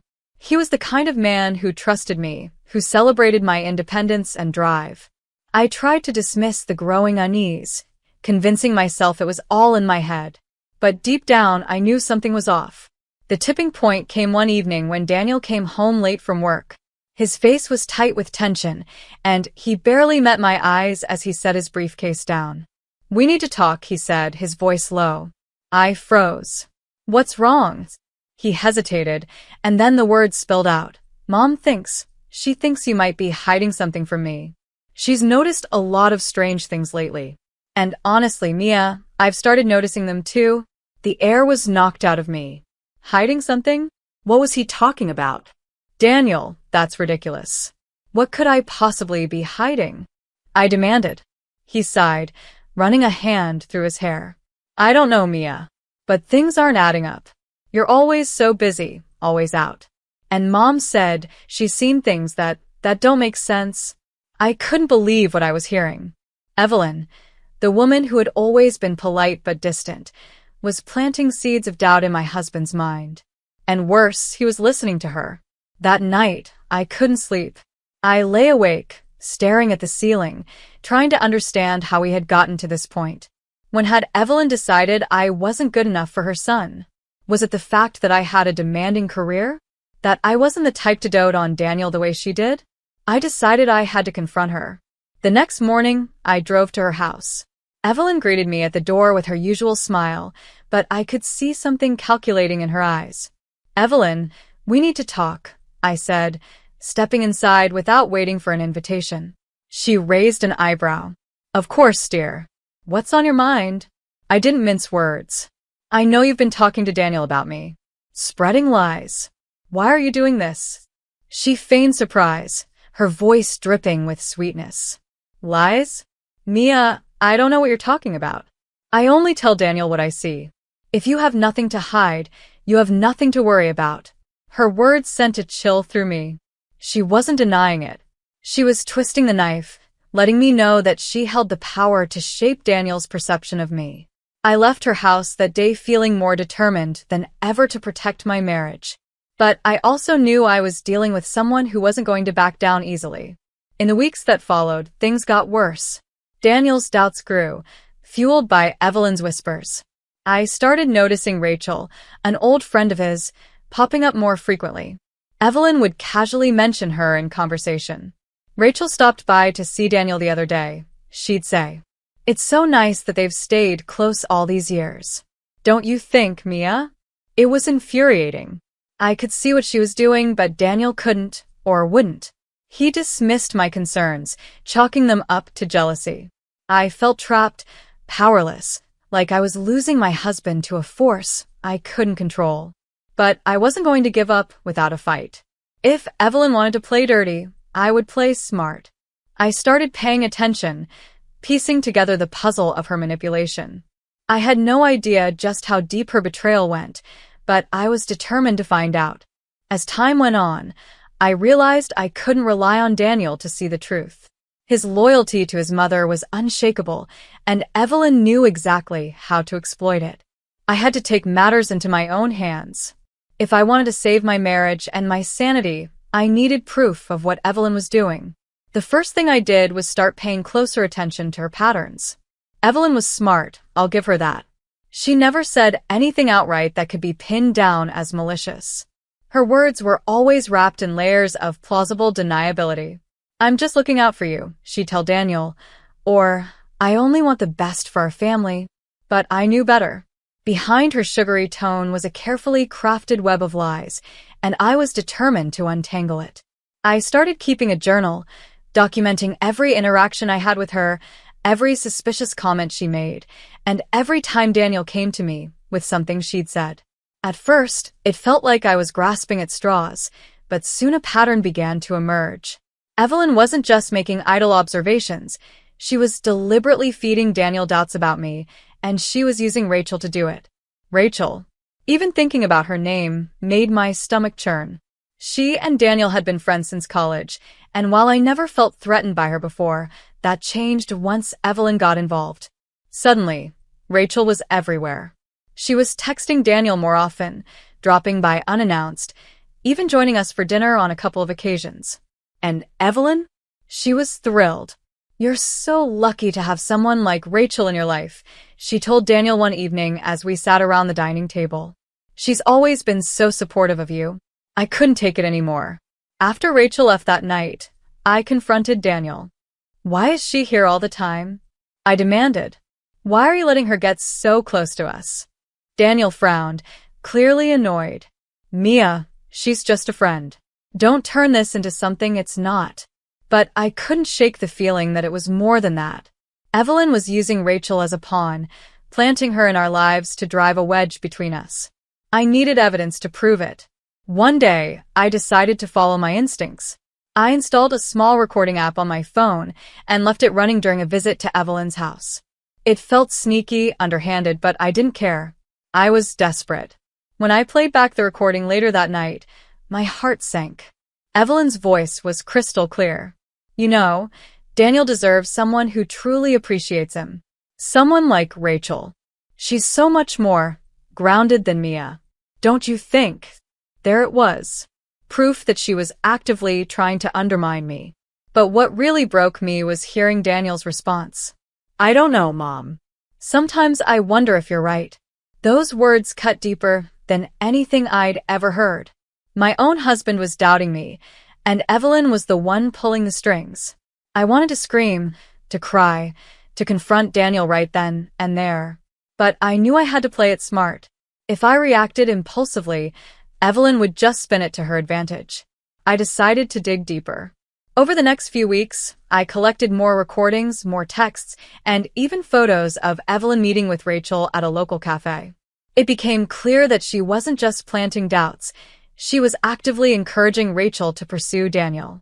One afternoon, I overheard a phone call between Evelyn and Rachel while visiting Evelyn's house.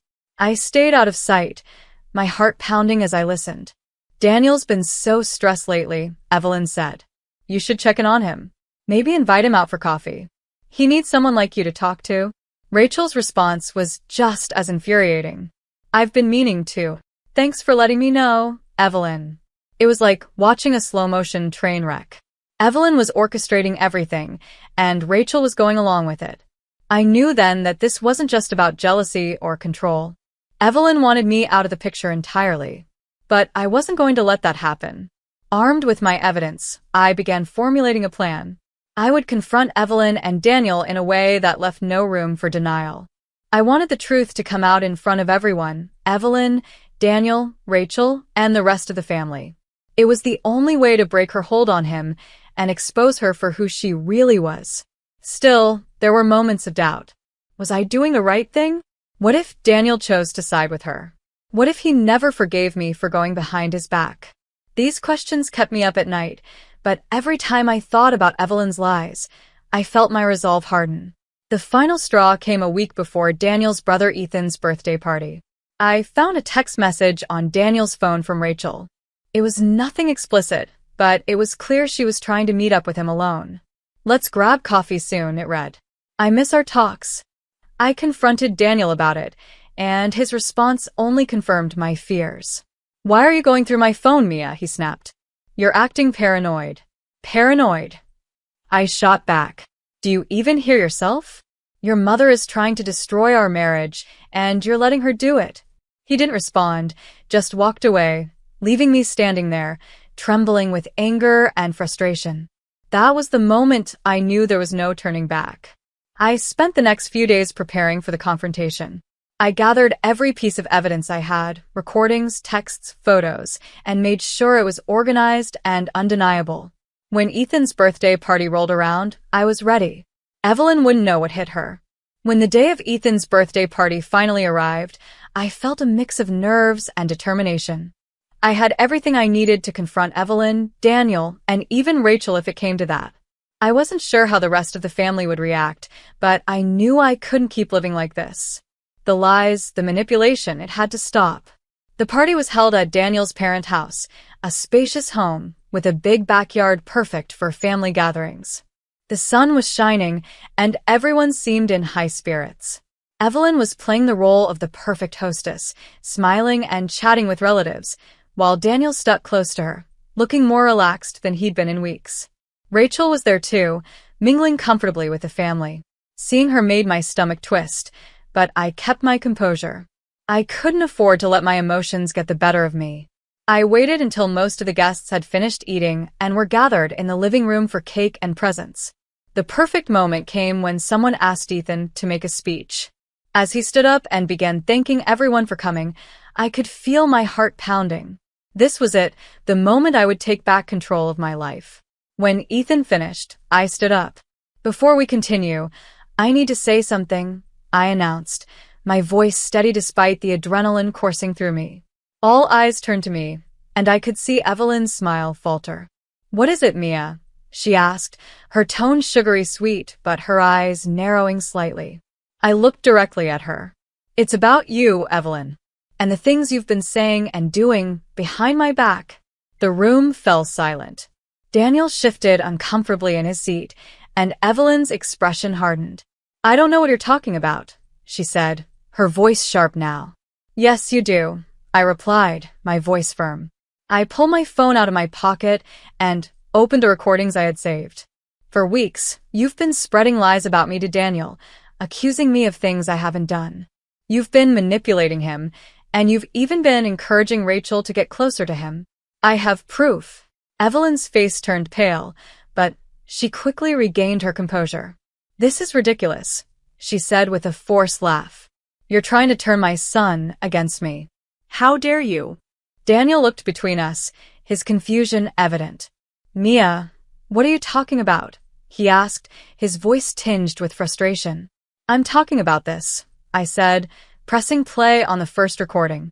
Evelyn's voice filled the room, clear and undeniable. "You know, Daniel deserves someone who truly appreciates him. Someone like Rachel. She's so much more grounded than Mia." Gasps rippled through the room. Evelyn's carefully constructed facade began to crumble. "That's taken out of context," she stammered. But I wasn't done. I played another recording of Evelyn urging Rachel to meet Daniel for coffee and showed text messages between Rachel and Evelyn conspiring to create opportunities for her to get close to him. Daniel's face turned red as he listened, his hands clenched into fists. "Mom, is this true?" he demanded. Evelyn glared at me, her mask of politeness completely gone. "I did it for you, Daniel," she snapped. "I was trying to protect you from her. She's not the right woman for you. She never has been." Her words hung in the air like a slap, and for a moment, no one spoke. Then Rachel, who had been silent until now, stepped forward. I didn't mean to cause any trouble," she said, her voice trembling. "But Evelyn, she encouraged me. She told me I was helping you, Daniel." Daniel stared at Rachel in disbelief, then turned to his mother. "You've been lying to me," he said, his voice shaking with anger. "You've been manipulating me, trying to ruin my marriage. How could you?" Evelyn's response was explosive. "Because I know what's best for you," she shouted. "She's tearing you away from your family, Daniel. I couldn't just stand by and let it happen." In that moment, I stood my ground. "Evelyn, the only person tearing this family apart is you. You couldn't control Daniel's life anymore, so you decided to destroy mine instead. Well, it's over now. Everyone knows the truth." Evelyn's anger boiled over, and before I could react, she slapped me across the face. The sound echoed in the stunned silence, and I staggered back, my cheek burning. Gasps filled the room, and Ethan rushed to my side. "Are you okay, Mia?" he asked, glaring at Evelyn. Daniel stepped between us, his voice like ice. "Mom, that's enough. You've gone too far." Evelyn's face crumpled, but there was no sympathy left for her in the room. Family members murmured in shock, and some even stepped away from her, their expressions a mix of disbelief and disappointment. Rachel, looking horrified, quickly excused herself and left the house. Evelyn, on the other hand, refused to apologize. Instead, she stormed out, slamming the door behind her. For a moment, the room was silent, and then Daniel turned to me, his eyes filled with remorse. "Mia, I don't even know what to say. I'm so sorry." I held back my tears, my voice steady as I said, "It's going to take time to fix this, Daniel. But I needed you to see the truth." After the confrontation, the house was left in stunned silence. I could see the weight of everything sinking into Daniel's face. The betrayal, the lies, the manipulation from the one person he had trusted unconditionally. His mother. Evelyn's exit, dramatic as it was, left no doubt in anyone's mind about her guilt. The slap she delivered to me was the final act that revealed her true character to the entire family. I turned to Ethan, who was still standing close, his hand lightly resting on my shoulder. "I'm fine," I assured him, though my cheek still burned. The physical pain was minor compared to the emotional whirlwind I was experiencing. The rest of the family began to murmur amongst themselves, their disbelief evident.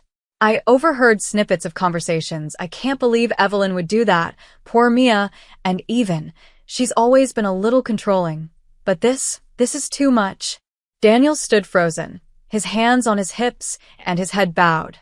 When he finally looked at me, his eyes were filled with regret. "Mia," he said, his voice soft and broken, "I'm sorry. I let her manipulate me, and I didn't trust you. I don't even know how to fix this." I didn't want to humiliate him further in front of the family, but I also wasn't ready to let him off the hook. "You didn't believe me, Daniel," I said firmly but quietly. "You let her poison our relationship. It's going to take more than an apology to fix this." He nodded, understanding the gravity of the situation. "I'll do whatever it takes. Counseling, therapy, anything. I just want us to be okay again." Hearing those words was a small comfort. I wasn't ready to forgive him yet, but at least he recognized the damage that had been done. In the days that followed, the fallout was monumental. Evelyn, humiliated and shunned by much of the family, left Austin to stay with her sister in another state.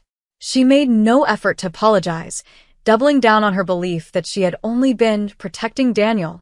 It was clear she wasn't ready to admit her wrongdoing, and frankly, I didn't care anymore. Her absence was a relief. Rachel, too, disappeared from our lives. She sent a brief text to Daniel, apologizing for her role in the drama and admitting that she had allowed Evelyn to manipulate her. "I didn't realize how much damage I was causing," she wrote. That was the last we heard from her. Daniel and I started counseling soon after. It wasn't easy. The sessions were raw and uncomfortable, forcing us to confront the trust issues that had taken root in our marriage. Daniel admitted how deeply Evelyn's words had influenced him, and I shared how isolated and betrayed I had felt. Slowly, we began to rebuild the foundation of our relationship. Through it all, I found a new sense of strength. Standing up to Evelyn had been one of the hardest things I'd ever done, but it showed me that I was capable of fighting for myself and for what I believed in. I refused to let her or anyone else define my worth. The family dynamic shifted as well. Ethan and a few other relatives reached out to me, offering their support and expressing their disgust with Evelyn's behavior. It was heartening to see that I wasn't alone, that others saw the truth and were willing to stand with me. Now, months later, things are finally beginning to feel normal again. Daniel and I still have work to do, but we're stronger than we've ever been. He's learned to set boundaries with his mother, and I've learned to trust my instincts. Looking back, I realized that Evelyn's betrayal, painful as it was, taught me a valuable lesson about resilience and the power of truth. She tried to tear us apart, but in the end, Her lies only made us stronger. The scars are still there, but so is the love, and that's what matters most. After my father passed away, my ruthless husband and sister-in-law demanded a share of my $150 million inheritance. When I refused, they attacked me with a chair in a fit of rage, leaving me with a head injury. I was unconscious, but thankfully, my friend rushed me to the hospital and saved my life. When I opened my eyes in the hospital, I was shocked to see. My name is Rebecca Clark, and for a long time, I thought I had everything one could wish for: a loving husband, a beautiful home, and a legacy that meant the world to me. But as I sit here today, ready to share my story, I realize how fragile that illusion was and how greed can turn the people you trust the most into strangers. I inherited my father's $150 million fortune when he passed away last year. It wasn't just money to me. It was his legacy, built through years of tireless work in real estate. He was a man of principles, someone who believed in using wealth to help others. I promised him on his deathbed that I would honor his wishes, using the inheritance for charitable causes and protecting the family name. At first, Eric, my husband, seemed supportive. He was everything I thought I needed: charming, intelligent, and someone who understood my ambitions. We lived in a spacious Manhattan townhouse, surrounded by all the luxuries that came with success. But the moment my father's will was read, things began to change. Eric, who had always claimed to value love over money, suddenly became obsessed with the fortune. "Rebecca, we could do so much with that money," he would say, his tone casual but insistent. "A vacation home in the Hamptons, investments that could double its value. Why not think about us for once?" I tried to explain it to him. The money wasn't just ours to spend. It was my father's dream to help people, to build something lasting. But every time I said no, the tension between us grew thicker. I didn't realize at the time, but Eric wasn't just frustrated. He was plotting. The real trouble began when Charlotte, Eric's older sister, got involved. Charlotte was complicated, to say the least. She was 40, unmarried, and perpetually bitter about her position in life. Unlike Eric, she didn't bother hiding her disdain. "Rebecca," she once sneered, "you're sitting on a gold mine, and you're too stubborn to see it. Do you have any idea how many people would kill for this kind of money?" Her words unsettled me, but I brushed them off. I thought I could handle her passive-aggressive remarks, her constant meddling. After all, she was family. But looking back, that was my first mistake, underestimating her. Things escalated when I found Eric and Charlotte whispering in the living room late one night. I couldn't hear much, but I caught words like power of attorney and legal loophole. When I confronted Eric, he brushed it off with a laugh. "You're imagining things, Becky. You've been under so much stress lately." I wanted to believe him. I needed to believe him. But deep down, a seed of doubt had already been planted. The final straw came one afternoon when Charlotte barged into my office uninvited. "Rebecca," she said, her voice sharp, "this isn't just about you anymore. That money belongs to Eric too. You're being selfish." Her words stung, but I stood my ground. "It's not about being selfish, Charlotte. It's about doing what's right. My father trusted me with this responsibility."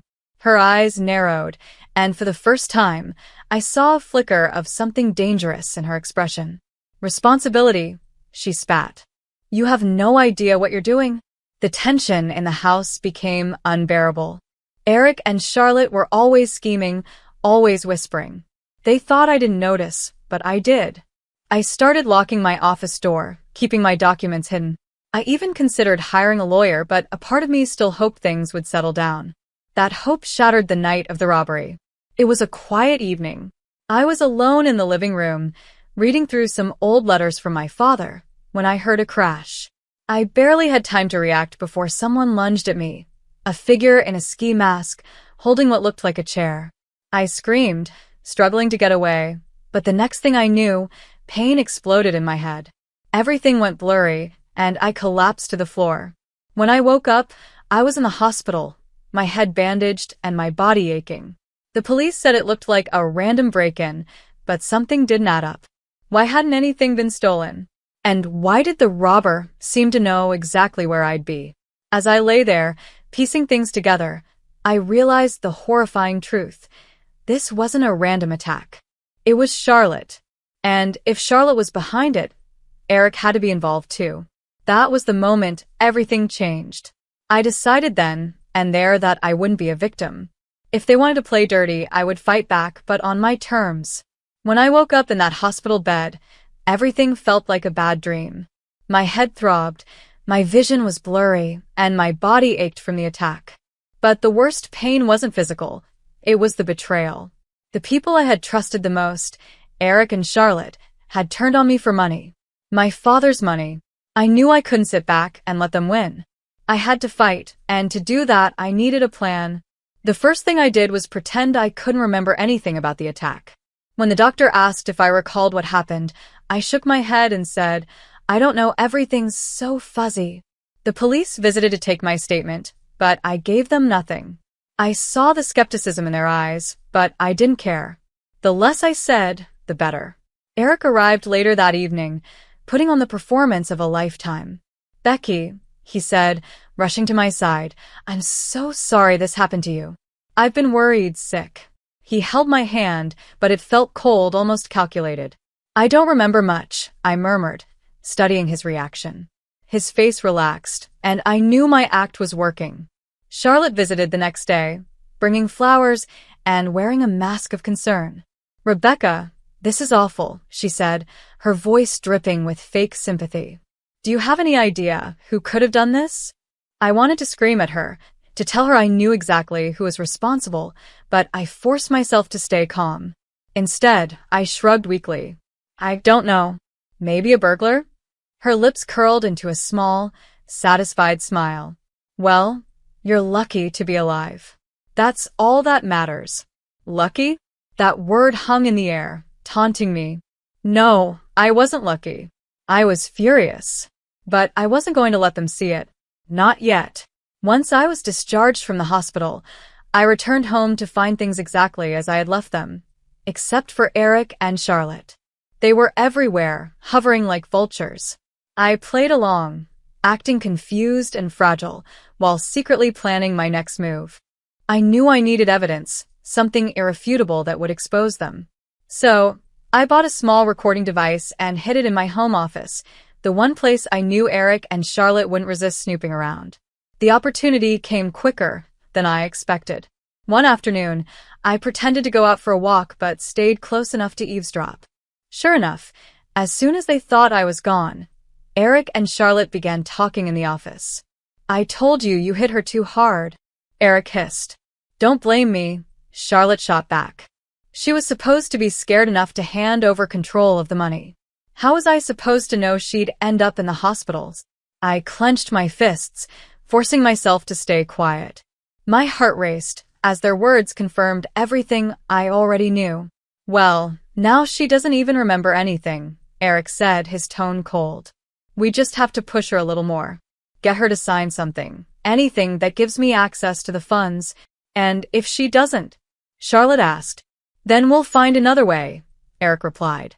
"We always do." Their voices faded as they left the room, but my mind was spinning. The recording was clear enough, and it was only the beginning. I needed more, proof of their long-term scheme to take everything from me.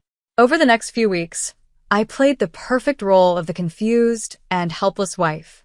I'd sit in the living room, staring blankly at the TV, pretending to be too disoriented to focus. Eric, thinking I was too weak to notice, grew bolder. He started leaving financial documents out in the open, thinking I wouldn't understand their significance. But I did. One evening, while Eric was out, I rifled through his desk and found a folder labeled Trust Fund Revisions. Inside were drafts of documents attempting to grant Eric access to my inheritance under the guise of financial management. He'd even forged my signature on a few. I photographed everything and emailed it to myself, creating a digital trail they couldn't erase. It was a small victory, but it fueled me to keep going. The most damning evidence came during a family dinner Charlotte insisted on hosting. She and Eric clearly wanted to keep an eye on me, but they underestimated my resolve. I brought the same recording device in my purse, hiding it under the table. Charlotte poured wine and leaned in close, her voice low. "Rebecca," she said sweetly, "you know Eric, and I only want what's best for you. We're family after all." "Of course," I replied, keeping my tone light. "But you're not thinking clearly," she continued. "It's obvious you need help managing things. If you just sign over some of the responsibilities to Eric, we could take all the stress off your shoulders." I played dumb, nodding along. "Maybe you're right. I'll think about it." That was all they needed to hear. By the end of the night, I had more than enough recorded evidence of their plans to manipulate me into giving up my inheritance. As I sat alone that night, replaying the recordings and reviewing the documents, I felt a mixture of relief and rage. I finally had the proof I needed, but their betrayal cut deeper than I could have imagined. These were the people who were supposed to care for me, and they'd treated me like a pawn in their greedy little game. But the game wasn't over. Not yet. I decided it was time to stop playing defense. If Eric and Charlotte wanted to destroy me, they'd have to pay the price. And I knew exactly how to make it happen. I knew I couldn't fight Eric and Charlotte quietly anymore. They had crossed every line, and it was time to take control. But if I was going to bring them down, I had to do it in a way they'd never see coming. They thought I was weak, fragile, and clueless. That was their mistake, and I was about to show them how wrong they were. I decided to host a grand charity gala in New York City. It was something my father had always done annually to support causes he cared about, and it gave me the perfect stage to expose Eric and Charlotte's betrayal. I knew the event would draw attention from prominent figures, friends, and family, creating the perfect audience for what I had planned. I spent weeks preparing, all while maintaining my act. Every time Eric asked about my progress on recovering my memory, I would shrug and say, "Nothing yet, but I'm trying." Charlotte, ever the schemer, visited often, offering her help while subtly pressuring me to give Eric control of the inheritance. Their confidence in my helplessness was their downfall. The day of the gala arrived, and the venue was stunning. The ballroom was adorned with elegant chandeliers, floral arrangements, and banners celebrating the charitable organizations we'd be supporting that night. Guests in tuxedos and gowns began to arrive, filling the room with chatter and laughter. Eric and Charlotte were there, of course, mingling as though they hadn't spent the past few months plotting my ruin. "Rebecca, this is incredible," Eric said, placing a hand on my shoulder as we greeted guests together. "You've really outdone yourself." "Thanks," I replied with a polite smile. Tonight's going to be unforgettable. If only he knew how true that was. As the evening progressed, I gave a short speech about my father's legacy, thanking everyone for attending. I could see Eric and Charlotte standing near the front, smiling like they were part of my success. My stomach churned at the sight, but I pushed my emotions aside. The time for action had come. "Ladies and gentlemen," I began, my voice steady, "before we continue with tonight's program, I have something very important to share. It's personal, but I believe it's something everyone here deserves to know." The room fell silent as I walked over to a large screen at the front of the ballroom. I nodded to the technician, and the recordings I'd gathered over the past few weeks began to play. The first clip was from my office, where Eric and Charlotte discussed the attack. Their voices echoed through the room, unmistakable and damning. "I told you you hit her too hard," Eric hissed. "Don't blame me," Charlotte snapped. She was supposed to be scared enough to hand over control of the money. Gasps rippled through the crowd. I could see people exchanging shocked glances, whispering to one another. Eric's face turned pale, and Charlotte's jaw dropped as she realized what was happening. The second recording played, this one from the family dinner. It captured Charlotte's attempts to manipulate me, her voice dripping with false sweetness. "If you'd just sign over some of the responsibilities to Eric, we could take all the stress off your shoulders," she cooed. By the time the recordings finished, the room was in an uproar. Guests were horrified, muttering about the audacity and betrayal on display. Eric tried to step forward, his face a mask of desperation. "Rebecca, wait. This isn't what it sounds like," he stammered. I ignored him, turning to address the audience. These are the people I trusted most in the world. My husband and his sister conspired to rob me of my inheritance, using lies, manipulation, and violence.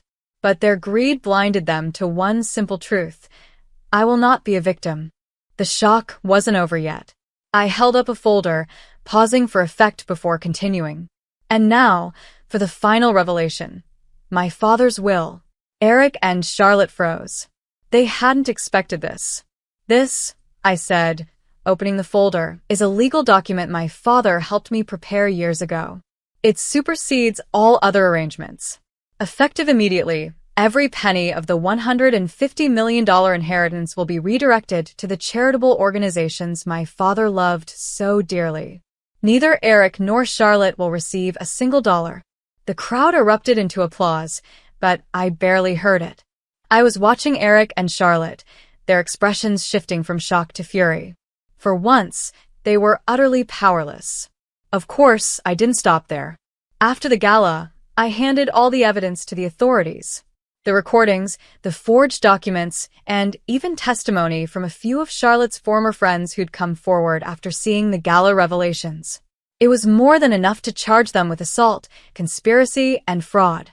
A week later, the police arrived at our home. I stood by the window, watching as Eric and Charlotte were handcuffed and led away. Eric tried to make eye contact with me, but I turned away. There was nothing left to say. Watching them face the consequences of their actions should have brought me relief, but all I felt was sadness. Not for them, but for the people I thought they were. The husband I once loved and the sister-in-law I tried to welcome into my life had been nothing more than masks hiding their greed. But their downfall wasn't the end of my story. It was the beginning of a new chapter, one where I would rebuild my life on my own terms, free from their shadows. As I watched Eric and Charlotte being led away in handcuffs, I thought I would feel triumphant, even vindicated.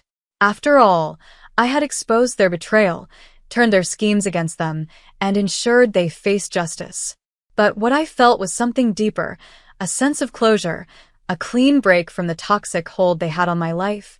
The days that followed were a whirlwind of legal proceedings. The recordings, the forged documents, and the testimony from others painted a crystal-clear picture of Eric and Charlotte's guilt. Charlotte, desperate to reduce her sentence, turned on Eric, confirming every detail of their conspiracy. The staged robbery, the assault, the attempts to manipulate me into signing over control of my inheritance, it all came out in court. Eric sat silently throughout the trial, his polished demeanor shattered. He looked like a man who had lost everything, and in truth, he had. The judge's ruling was swift and decisive. Both Eric and Charlotte were sentenced to prison for conspiracy, fraud, and assault. I didn't attend the sentencing. I didn't need to. Justice had been served, and my presence wasn't required to make it official. The hardest part wasn't their punishment. It was rebuilding my life. For so long, my world had revolved around the people who betrayed me. Now I was free, but freedom came with its own challenges. I began by focusing on the charities my father loved.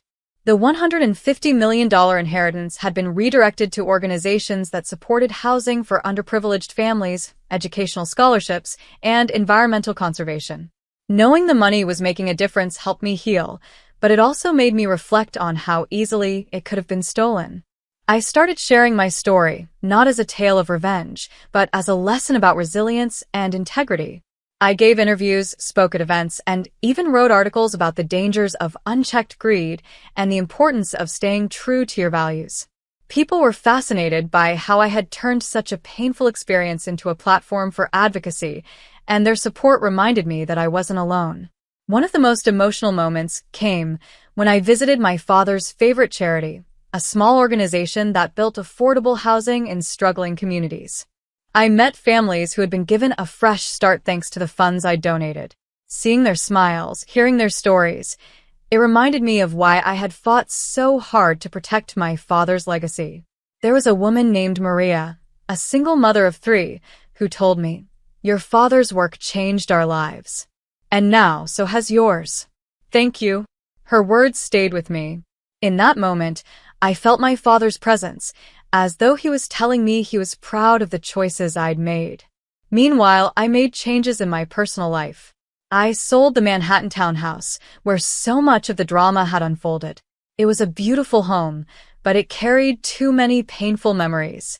I moved to a quieter place on the outskirts of the city, a house surrounded by trees and open spaces, a sanctuary where I could truly start fresh. Friends and family who had stood by me during the ordeal became my rock. They reminded me that not everyone was like Eric and Charlotte, that trust could be rebuilt in the right circumstances. Slowly, I began to open up again, though I remained cautious. Betrayal leaves scars, but it also teaches you to value the people who genuinely care. One day, I received a letter from Eric. It came from the prison where he was serving his sentence. At first, I hesitated to open it, unsure if I wanted to hear anything he had to say. But curiosity got the better of me. The letter was surprisingly short. Eric apologized for everything he had done, claiming he had been consumed by greed and pressure from Charlotte. "I don't expect your forgiveness," he wrote, "but I hope you find peace, as I am trying to." I didn't know if his words were genuine or just another manipulation, but I chose not to dwell on it. His apology, sincere or not, didn't matter. I had already found my peace, and I wasn't going to let his words pull me back into the past. Looking back, I see how the experience changed me. It taught me the importance of boundaries, of trusting my instincts, and of standing up for myself. It also showed me the power of resilience, the ability to take something devastating and turn it into an opportunity for growth. I've since dedicated my life to philanthropy, ensuring that my father's legacy lives on through the lives we've touched. The $150 million that Eric and Charlotte tried so hard to steal has become a force for good, helping thousands of people in ways they never imagined. But perhaps the greatest victory is this: I am free. Free from the shadows of betrayal, free from the weight of their greed, and free to live the life I choose. To anyone listening to my story, I want you to know this: no matter how dark things may seem, there is always a way forward. Betrayal may break your trust, but it doesn't have to break you. Stand firm, fight for what you believe in, and never let anyone make you feel powerless. That's the legacy my father left me, and it's the one I hope to leave for others. As I finish telling my story, I feel a sense of relief, as though a chapter of my life has truly come to an end. And now I look forward to what comes next, not with fear, but with hope. My cruel husband and mother-in-law took over my $7 million inheritance. When I confronted them, they hit me on the head with a shovel, leaving me badly injured and unconscious. They dragged me to the lake and left me to die. Luckily, I survived and struck back with a powerful revenge they never saw coming. When I look back, it's hard to believe how easily I fell for him. My name is Layla, and for a time, I thought I had the perfect life. I was 28, fresh from inheriting a $7 million fortune from my late parents. They were kind, loving, and meticulous in their planning. They left me everything, ensuring I could live comfortably and independently. At least, that's what I thought. I met Adrian at a charity event. He stood out from the crowd, tall, charming, and with this way of making you feel like you were the only person in the room.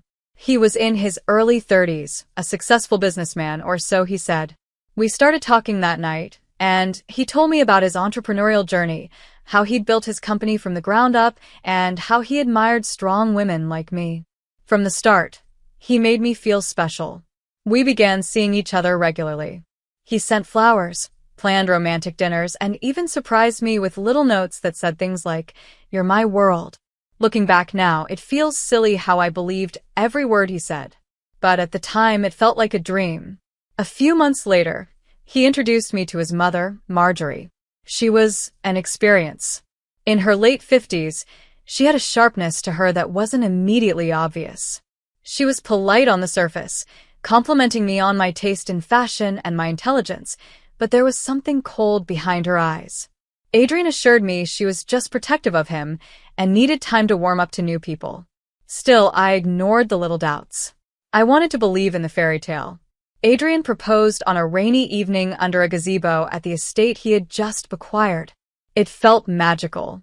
He promised me the world, a life filled with love, trust, and partnership.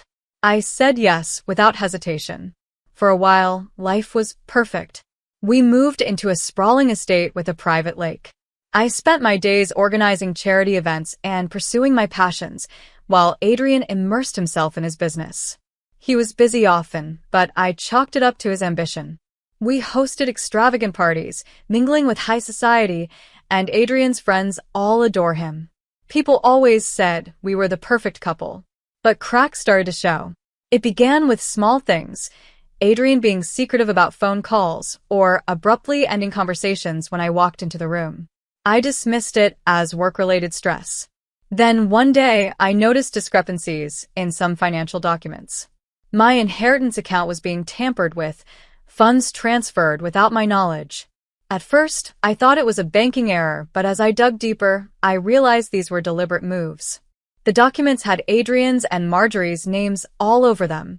I didn't want to believe it. The man I loved, the one who promised me the world, could never betray me. But the evidence was undeniable. Adrian and Marjorie were plotting to steal my inheritance. I felt like my world was falling apart. How could I have been so blind? The confrontation was inevitable. One evening after a gala, I confronted Adrian in the study. My heart was pounding as I laid out the documents in front of him. "Explain this," I demanded, my voice trembling. Adrian's face shifted from shock to cold calculation. "Layla, you don't understand. This is all for us. For our future. Us." I snapped. "This is theft, Adrian. You and your mother have been scheming behind my back. How could you do this to me?"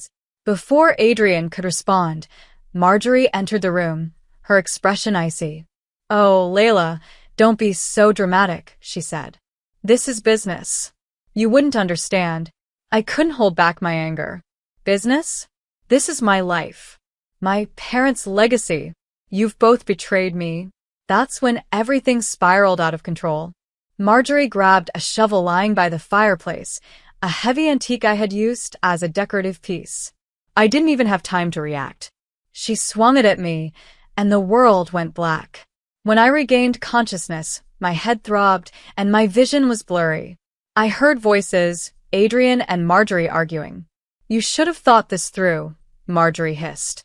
"Now we have to deal with her." I felt myself being dragged. I tried to move, to scream, but my body wouldn't respond. Then I felt the cold night air and heard the lapping of water. They were taking me to the lake.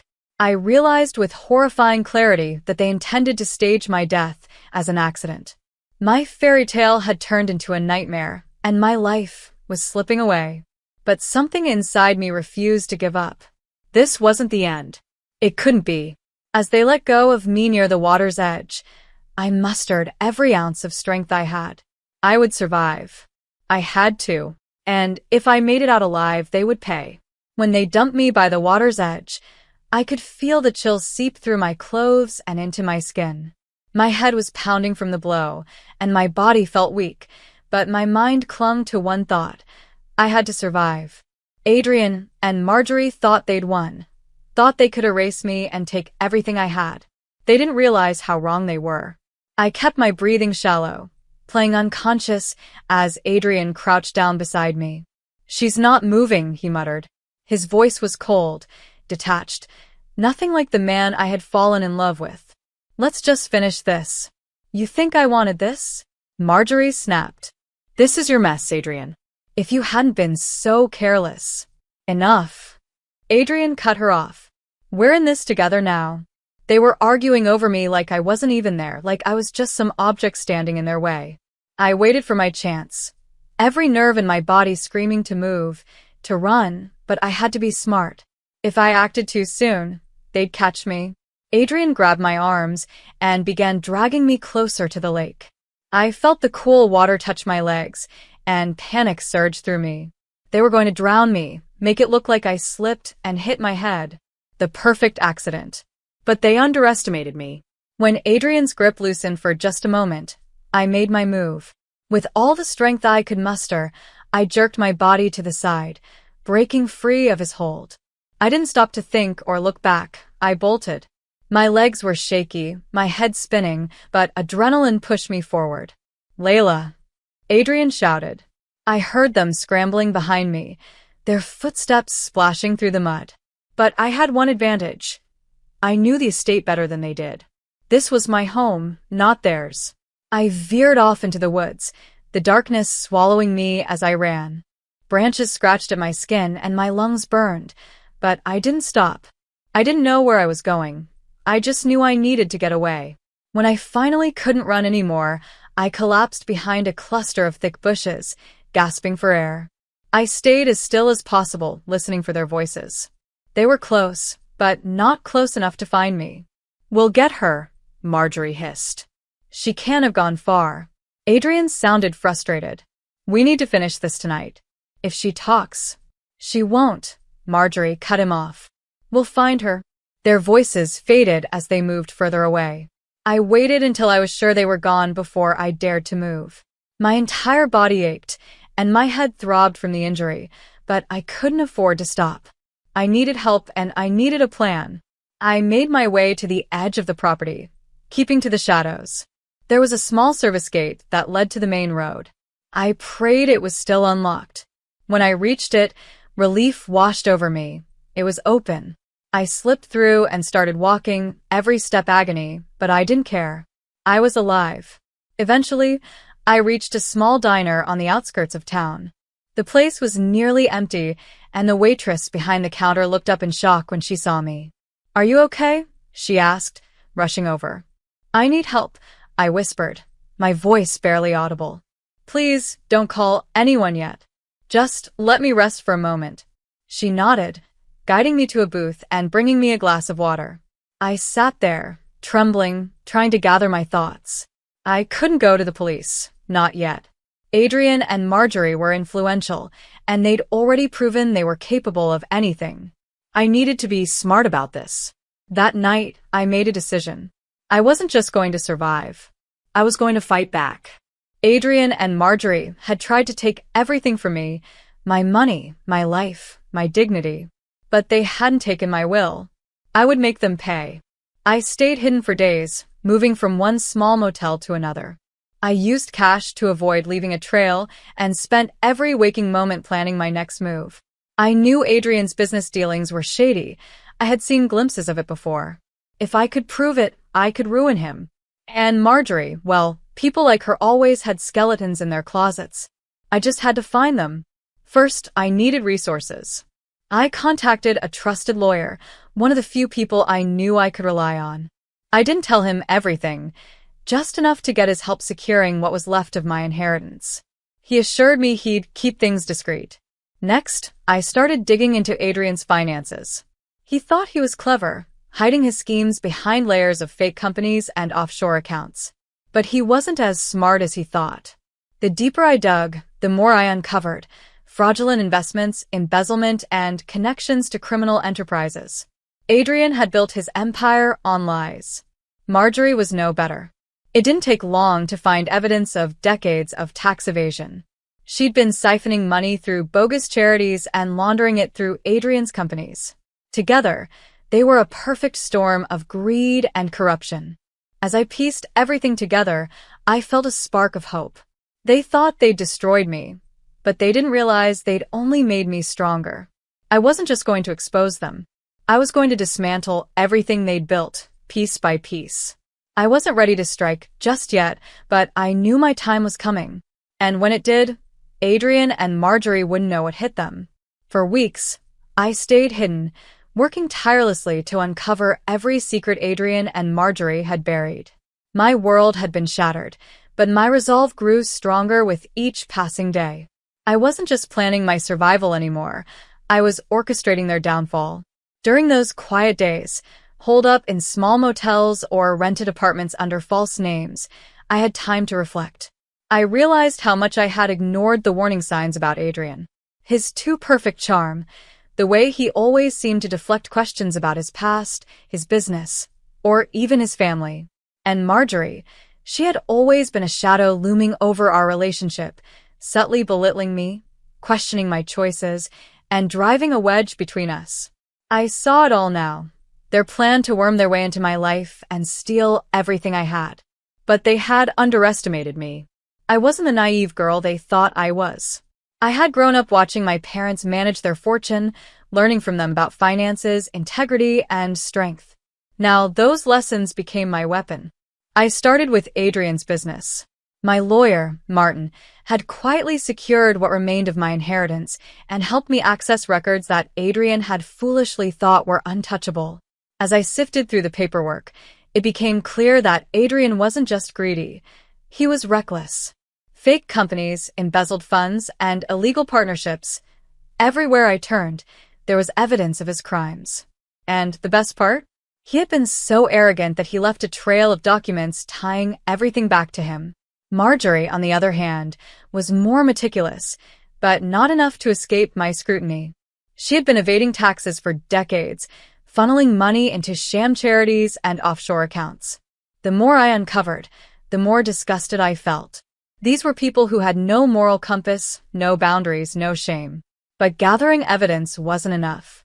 I needed a way to deliver the final blow. That's when I started planning my return. Adrian and Marjorie had always thrived in high society, using their charm and influence to mask their crimes. They loved being seen at glamorous events, rubbing shoulders with the elite. So, I decided I would confront them on their own turf. There was a grand charity gala coming up, one that Adrian and Marjorie were sure to attend. It was perfect, a stage big enough to ensure their humiliation. The weeks leading up to the gala were tense. I stayed in constant contact with Martin, who helped me compile the evidence into an airtight case. We had everything: bank records, emails, forged signatures, and even witness testimonies from people Adrian had scammed in his fraudulent deals. I also worked with a private investigator to verify Marjorie's tax evasion schemes, ensuring that nothing could be disputed. But even as I prepared, I couldn't shake the fear that they might somehow get away with it. Adrian and Marjorie were cunning and ruthless. I had no doubt they would try to retaliate if they suspected what I was up to. So, I stayed one step ahead, making sure to keep my movements secret and my plans quiet. Finally, the night of the gala arrived. I could feel the weight of everything I had been through pressing down on me as I prepared. My heart raced as I slipped into the elegant gown I had chosen for the occasion. It wasn't just about looking the part. It was about showing Adrian and Marjorie that I wasn't the broken woman they thought they had destroyed. As I entered the grand ballroom, the air buzzed with chatter and laughter. Glittering chandeliers hung overhead, and the scent of expensive perfume filled the room. It was the perfect facade of wealth and power, the kind of place Adrian and Marjorie thrived in. I spotted them almost immediately, surrounded by a crowd of admirers, laughing and sipping champagne like they didn't have a care in the world. I felt a surge of anger, but I kept my composure. Tonight wasn't about rage. It was about justice. I made my way through the crowd, greeting people I hadn't seen in months. Some were surprised to see me, their eyes widening as they took in my calm demeanor. I could hear whispers, but I ignored them. All that mattered was the moment I had been waiting for. When the time was right, I stepped onto the small stage at the center of the room. The crowd quieted, their attention shifting to me. Adrian and Marjorie froze, their smiles faltering as they saw me standing there. "Good evening, everyone," I began, my voice steady. "I apologize for the interruption, but I have something important to share." I looked directly at Adrian and Marjorie, savoring the panic that flashed across their faces. This was it, the moment their empire of lies would come crashing down. What I revealed that night would change everything. But even then, I knew this wasn't the end. It was only the beginning of their reckoning. Standing on that stage, I could feel the weight of everyone's gaze, their anticipation hanging in the air. My heart raced, but I kept my expression calm. I was no longer the naive woman who had blindly trusted Adrian and Marjorie. I was stronger now, and tonight, I was taking back my life. "Many of you know Adrian and Marjorie," I began, my voice clear and unwavering. "They've been pillars of this community, celebrated for their generosity and charm. But appearances can be deceiving." I glanced at them in the crowd. Adrian's jaw was tight, his knuckles white around his champagne glass. Marjorie, always the more calculating of the two, tried to maintain her composure, but I could see the flicker of fear in her eyes. You see, I recently discovered that my husband, Adrian, and his mother, Marjorie, have not been the people they claim to be. For months, they've been plotting to steal my inheritance, forging documents, and moving funds without my knowledge. But that's just the beginning.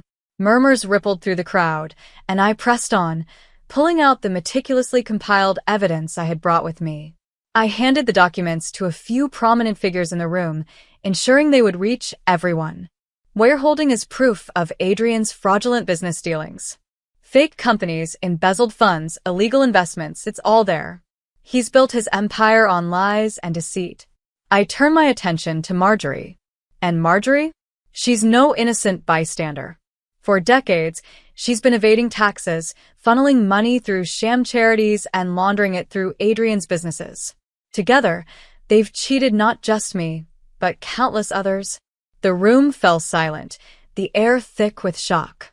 Adrian finally broke, his voice sharp and defensive. This is absurd. She's lying to ruin me. I met his glare, unflinching. Lying? Then perhaps you'd like to explain these? I gestured to the screen behind me, where incriminating emails, financial statements, and signed documents appeared, all tying him and Marjorie to their crimes.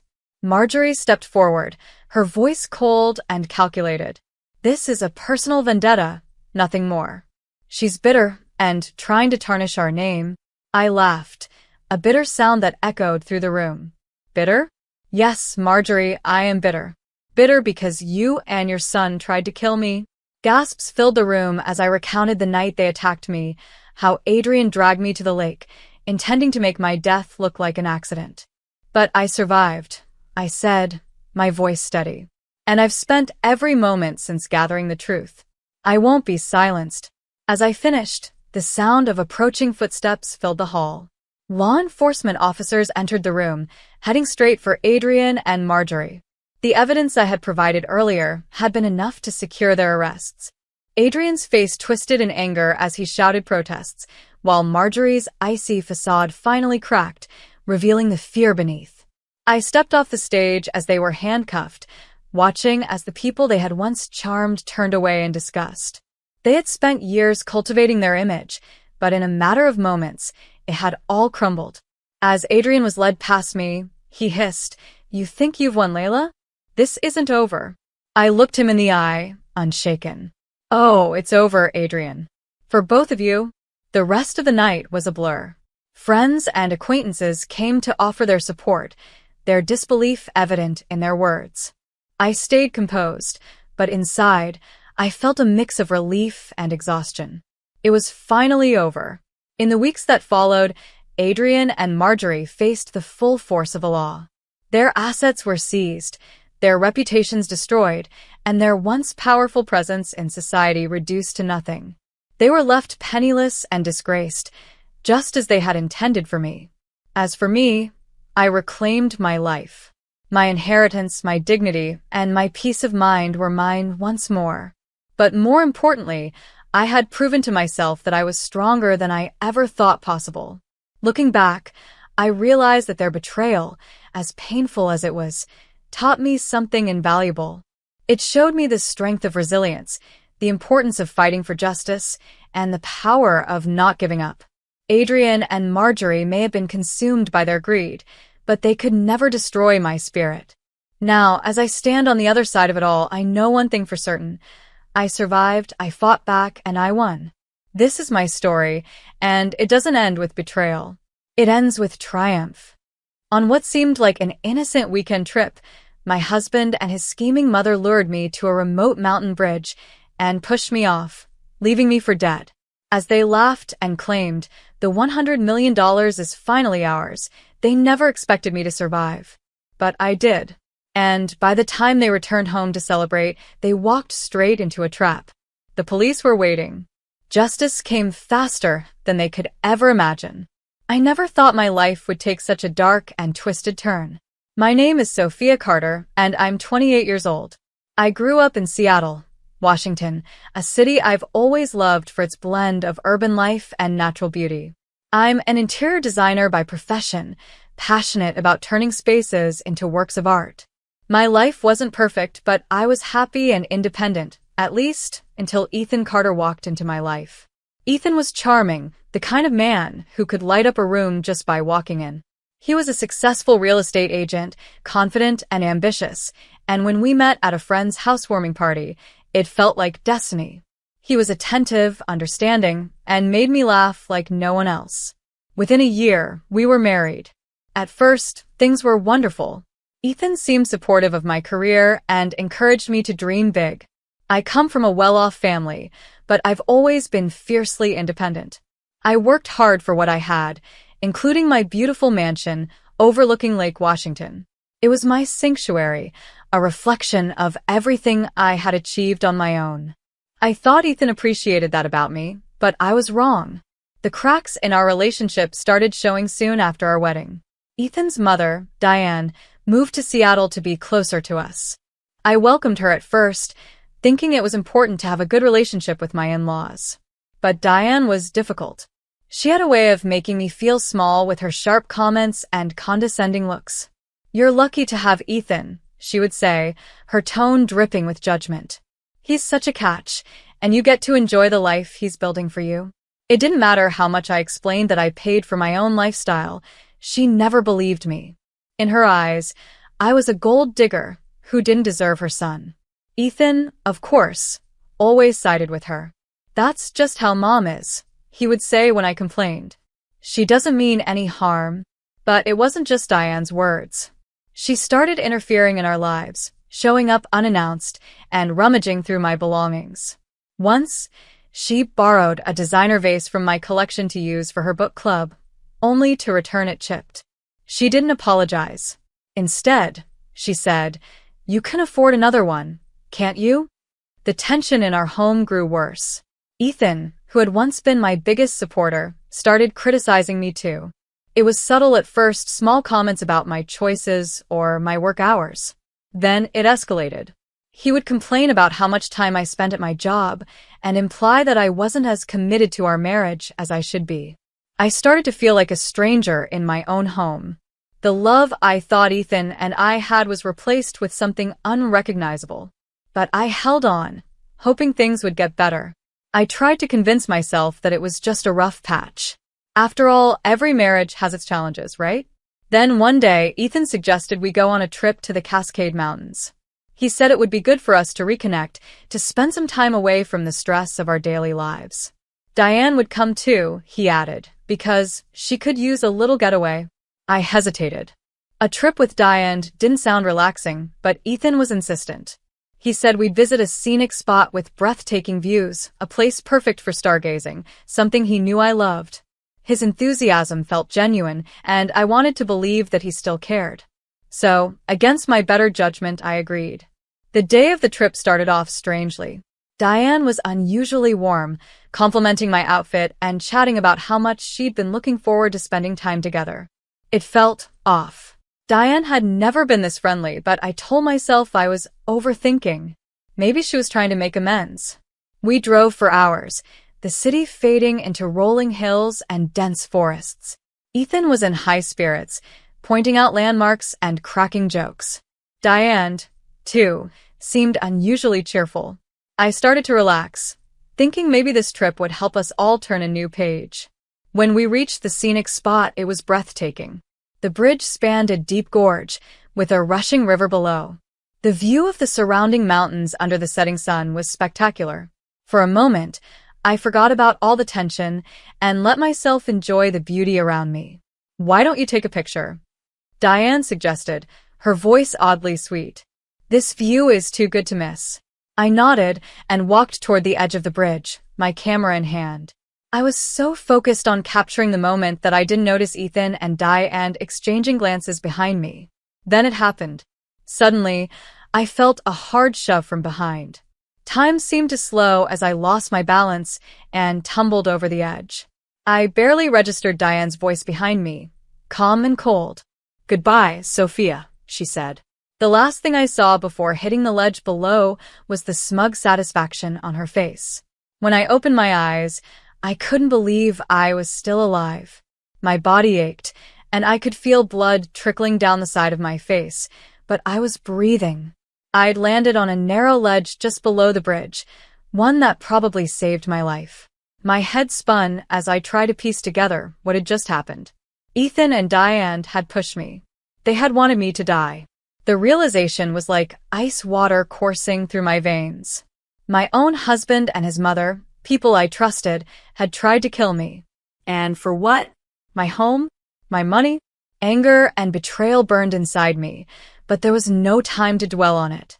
I was still in danger. I looked down. The river roared far below, the rocks gleaming in the fading sunlight. The drop was too far to survive. Above me, the bridge loomed, but it was out of reach. I had to find a way to climb or signal for help. My body screamed in protest as I inched along the ledge, looking for something, anything, that could save me. As the night closed in, I spotted a faint light moving through the trees below. My heart leapt. A hiker. Summoning all my strength, I screamed for help. The figure froze, then began moving toward me. Relief flooded through me as I saw a man appear beneath the ledge, shining his flashlight upward. "Are you hurt?" he called out, his voice laced with concern. "I need help," I shouted back. "I can't move." "Hold on. I'm calling for help," he replied. Minutes felt like hours as I clung to the ledge, waiting for rescue. Eventually, I heard the sound of voices and saw a rescue team arrive with ropes and harnesses. They pulled me to safety, and I collapsed onto the ground, trembling but alive. One of the paramedics looked at me with worry. "You're lucky to be alive." "What happened?" I hesitated. My mind was racing, trying to decide what to say. Ethan and Diane had left me for dead, and I had no proof, yet. I couldn't let them know I had survived. Not until I had a plan. So I lied. "I slipped," I said, my voice shaking. The view was so beautiful. I got too close to the edge. The paramedics nodded, but the hiker didn't look convinced. "It's a miracle you're okay," he said. "That's a dangerous spot." They transported me to a small clinic in a nearby town, where I was treated for cuts and bruises. My injuries weren't severe, but the emotional wounds were devastating. Lying on the hospital bed, I replayed everything in my mind: Ethan's insistence on the trip, Diane's sudden kindness, and the moment I felt their hands shove me over the edge. I knew I couldn't face this alone. There was only one person I trusted completely: my father, James. The next morning I called my dad. Hearing his voice was like a lifeline. "Dad, it's me," I said, trying to keep my voice steady. "Sophia, are you okay?"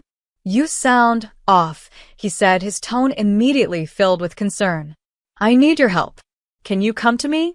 "I'll explain everything when you're here," I said. "Of course," he said without hesitation. "Where are you?" I gave him my location, and within hours, my dad arrived in his private jet. He looked at me with a mix of relief and alarm when he saw my bandaged face. "What happened, Sophia?" he asked, gripping my hand. "It's Ethan and Diane," I whispered, my voice trembling. "They tried to kill me." His expression darkened. "Tell me everything." I recounted every detail: the trip, the push, and my desperate climb to safety. My dad listened quietly, his jaw tightening with every word. When I finished, he took a deep breath and said, "We're going to make them pay. But we need to be smart about this." Over the next few days, my dad and I worked tirelessly to gather evidence. He hired private investigators to dig into Ethan and Diane's financial records. What they found was staggering. Ethan and Diane had been planning this for months. They had forged documents, tried to access my accounts, and even drafted plans to sell my mansion. As we uncovered their schemes, I remembered something that could be critical: my phone. I had left it in the car during the trip, but it automatically recorded audio when certain settings were triggered. I asked my dad to retrieve it, and when we played back the recording, my stomach churned. Diane's voice was unmistakable. "After tonight, she'll be gone," she said. "We'll have the house and everything else. Just act normal." Ethan replied, "She won't see it coming. Let's make sure this looks like an accident." I stared at the phone, my hands trembling. "This is it," I said. "This is the proof we need." My dad nodded. "We're taking this to the police." They won't get away with this. But I wasn't done yet. I wanted them to feel the fear they had tried to inflict on me. So, I made a decision. I would return home and pretend nothing had happened. I wanted to see the look on their faces when they realized their plan had failed. "Are you sure about this?" my dad asked, worried. "I'm sure," I said, my voice firm. "They need to know I'm not someone they can break." I returned to Seattle with my father's support, but I kept my injuries concealed as best I could. The scratches and bruises could be explained away, but the real battle was in my mind. I was terrified yet determined. Ethan and Diane had tried to erase me from their lives, but I wasn't going to give them the satisfaction. Instead, I walked into our home as if nothing had happened. When I opened the front door, Ethan was in the kitchen, his back turned to me. He jumped when he saw me, his face pale. "Sophia, you're back," he stammered. His shock was poorly disguised under a fake smile. "We didn't expect you until tomorrow." "I decided to come back early," I said, keeping my voice calm. "The mountains were more than I bargained for." Before he could respond, Diane walked in. Her reaction was less restrained. Her eyes widened, and for a split second, I saw panic flicker across her face. Then, she quickly masked it with her usual condescension. "Oh, you're home. How was the trip?" she asked, her voice unnaturally cheerful. "It was unforgettable," I replied, locking eyes with her. "Absolutely unforgettable." I watched as they exchanged nervous glances, but I said nothing more. Let them squirm, I thought. I wasn't ready to confront them yet. I needed them to feel safe, to think their secret was still buried. Over the next few days, I played the part of the unsuspecting wife. I acted as though nothing had changed, smiling through dinners and nodding along to Diane's passive-aggressive comments. Inside, I was boiling with rage, but I knew patience was key. My father and the investigators were working behind the scenes, uncovering more about Ethan and Diane's financial schemes. One evening, while Ethan was in his office, I casually brought up the trip. "You know," I said, swirling a glass of wine, "I almost had an accident on that bridge." Lost my footing for a moment. Ethan froze, his hand tightening around his glass. "Really? That's scary," he said, his voice strained. "Yes, it was," I said, watching his reaction carefully. "Good thing I managed to catch myself." Diane, who was sitting across from me, looked visibly uncomfortable. "Well, thank goodness you're okay," she said, trying to dismiss the topic. "Accidents can happen, you know." "Oh, I know," I said, smiling. "Sometimes, people fall when they least expect it." The color drained from her face, and I took a long sip of my wine, savoring the moment. Meanwhile, my father and I prepared our case. The recordings from my phone were damning, but we needed more.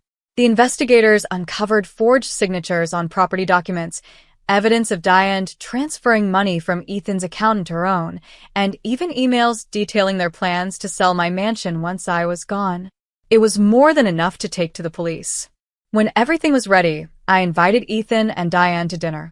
I wanted them to feel the weight of their choices before the world came crashing down on them. They arrived at the dining table, oblivious to what was about to happen. Ethan poured wine, and Diane commented on the decor, as if they hadn't tried to kill me days earlier. I could barely stomach their presence, but I kept my composure. "I wanted to thank you both for everything," I said as we sat down. "For supporting me, for being there for me, even on that trip." Ethan glanced at Diane, his expression uneasy. "Of course," he said, forcing a smile. "We're family." "Yes," I said, leaning forward, my voice sharp. "And family should never betray each other. Don't you think?" The room went silent. Diane fidgeted in her seat, her eyes darting around the room. Ethan tried to laugh it off. "What's this about, Sophia?" "Oh, nothing," I said, standing up. "I just thought you'd like to know that I remember everything. The bridge, the shove, the things you said before you left me for dead." Their faces turned ghostly pale. Diane stammered, "I don't know what you're talking about." "Save it," I snapped, slamming my hands on the table. "I know what you did, and I have proof." Ethan jumped to his feet, trying to deny it. "Sophia, you're being ridiculous." "Am I?" I said, Pulling out my phone, I played the recording of Diane's voice, her cold words echoing through the room. After tonight, she'll be gone. We'll have the house and everything else. The blood drained from Diane's face, and Ethan's jaw dropped. You recorded us? He said, his voice trembling. Yes, I said, glaring at them. And that's not all. The police know everything, your forged documents, your plans to steal from me. It's over. Ethan lunged toward me, but before he could get close, the front door burst open. 2 police officers stepped in, followed by my father. Diane screamed, and Ethan froze, his hands raised in surrender. You're under arrest for attempted murder, fraud, and conspiracy, one of the officers said, handcuffing Ethan. Diane tried to protest, but it was useless. They were both led out of the house in disgrace. That night, I stood in the quiet of my living room, staring out at Lake Washington. The storm was over, but I wasn't the same person anymore. My trust had been shattered, but I had survived. More importantly, I had fought back. The days after Ethan and Diane's arrest were surreal. The house that once felt like a prison was now quiet, almost peaceful. Yet the calm couldn't erase the weight of what I'd endured. I had trusted Ethan with my heart, only for him to betray me completely. Diane, who I'd hoped to bond with, had treated me as an enemy from the start. The betrayal ran deep, but so did my resolve to rebuild my life. Ethan and Diane's downfall became the talk of Seattle. The media dubbed it the greedy betrayal, and their faces dominated the news. Reports detailed their forged documents, stolen funds, and murderous plot against me. The evidence, audio recordings, and financial records was undeniable. Ethan's real estate clients abandoned him, and Diane's social circle vanished overnight. Their reputations were ruined. The trial was grueling, but I refused to back down. I took the stand, recounting the mountain trip, the shove off the bridge, and my fight for survival. Every word reopened old wounds, but it was necessary. The court and the world needed to hear the truth. Ethan sat silently, his confidence replaced by a hollow shell. Diane tried to play the victim, insisting I'd misunderstood their actions, but the evidence spoke louder than her lies. The jury quickly found them guilty of attempted murder, fraud, and conspiracy. Ethan was sentenced to 25 years, Diane to 20. Justice was served. After the trial, I couldn't stay in the mansion. It held too many painful memories. I sold it and moved to San Francisco to be near my father. His presence was a comfort I hadn't realized I needed. He'd been my anchor through everything, and now it was time to start over. One evening, as we sat on his patio overlooking the Golden Gate Bridge, he said, "Sophia, you're stronger than I ever imagined. You've survived what most wouldn't." "I had to," I replied. "But I don't want survival to be my whole story. I want to create something meaningful from this." That conversation sparked the idea for Haven Home, a refuge for women trapped in toxic relationships or betrayed by those they trusted. It would be a sanctuary where they could find safety, healing, and support to rebuild their lives. Launching Haven Home wasn't easy, but with my father's resources and my determination, we made it happen. The first location was small but welcoming, offering counseling, legal aid, and workshops to help women regain independence. I became a certified counselor, using my experiences to guide others through their pain. The work was challenging but rewarding. Each woman who walked through our doors, broken yet hopeful, was a reflection of myself. Every success story, a woman regaining her strength, was a piece of my soul reclaimed.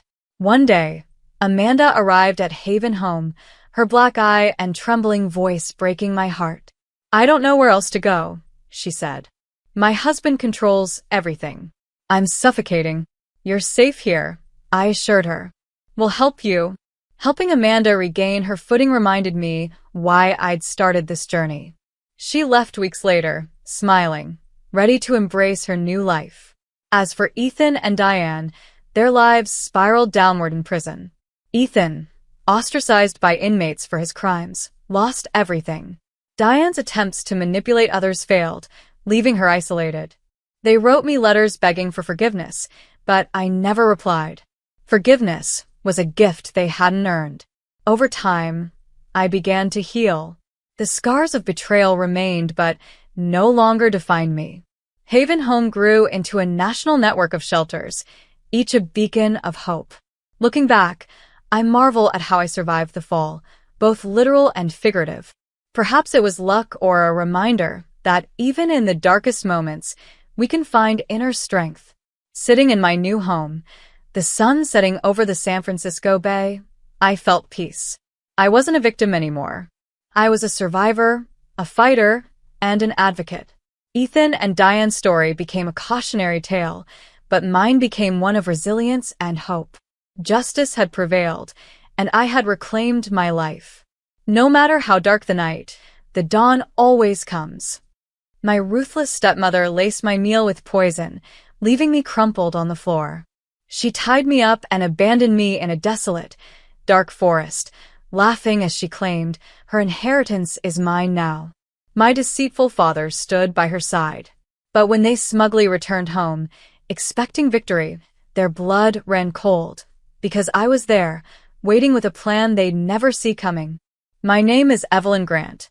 I'm 26 years old, and if you'd asked me a few years ago what my life would look like, I would have told you something very different from what I'm about to share. My mother, Margaret, was the most inspiring woman I've ever known. She built a thriving fashion boutique in our small town of Colton, Texas, starting from nothing but raw talent and determination. She taught me everything I know about resilience and the power of hard work.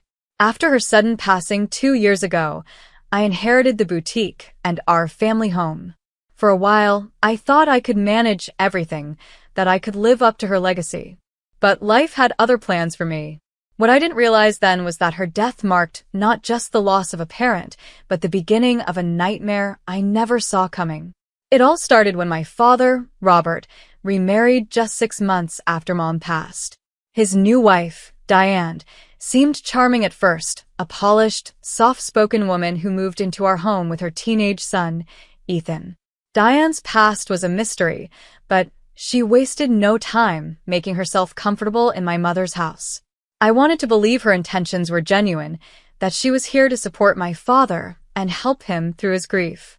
But little things began to bother me. Diane started making changes around the house, rearranging furniture, removing my mother's favorite decor, and even suggesting that we remodel the boutique to modernize it. I was polite but firm. This was my mother's legacy, and I wouldn't let anyone erase her from our lives. Diane didn't take kindly to that. She began planting ideas in my father's head, questioning whether I was capable of running the business. "Evelyn is young," she'd say. "Maybe she needs some guidance." My father, who had always been supportive, suddenly seemed to doubt me. He began involving himself in decisions he'd never cared about before, siding with Diane in ways that made me feel like an outsider in my own family. At first, I chalked it up to adjustment. Blended families are never easy, right? But Diane's motives soon became crystal clear. She wasn't here to help. She was here to take over. The first real sign came when she suggested that Ethan work at the boutique part-time. "It'll give him a sense of responsibility," she said with a sweet smile. I reluctantly agreed, but Ethan showed no interest in helping. Instead, he spent most of his time snooping around, asking questions about sales and inventory, things a 13-year-old had no business knowing. Then, Diane began insisting on attending business meetings with me. She'd sit there, quietly taking notes, but her presence was intimidating. She started undermining my decisions, questioning my strategies in front of clients and vendors. "I just think we should explore other options," she'd say, as if she were co-owner. I tried talking to my father about it, but he brushed me off.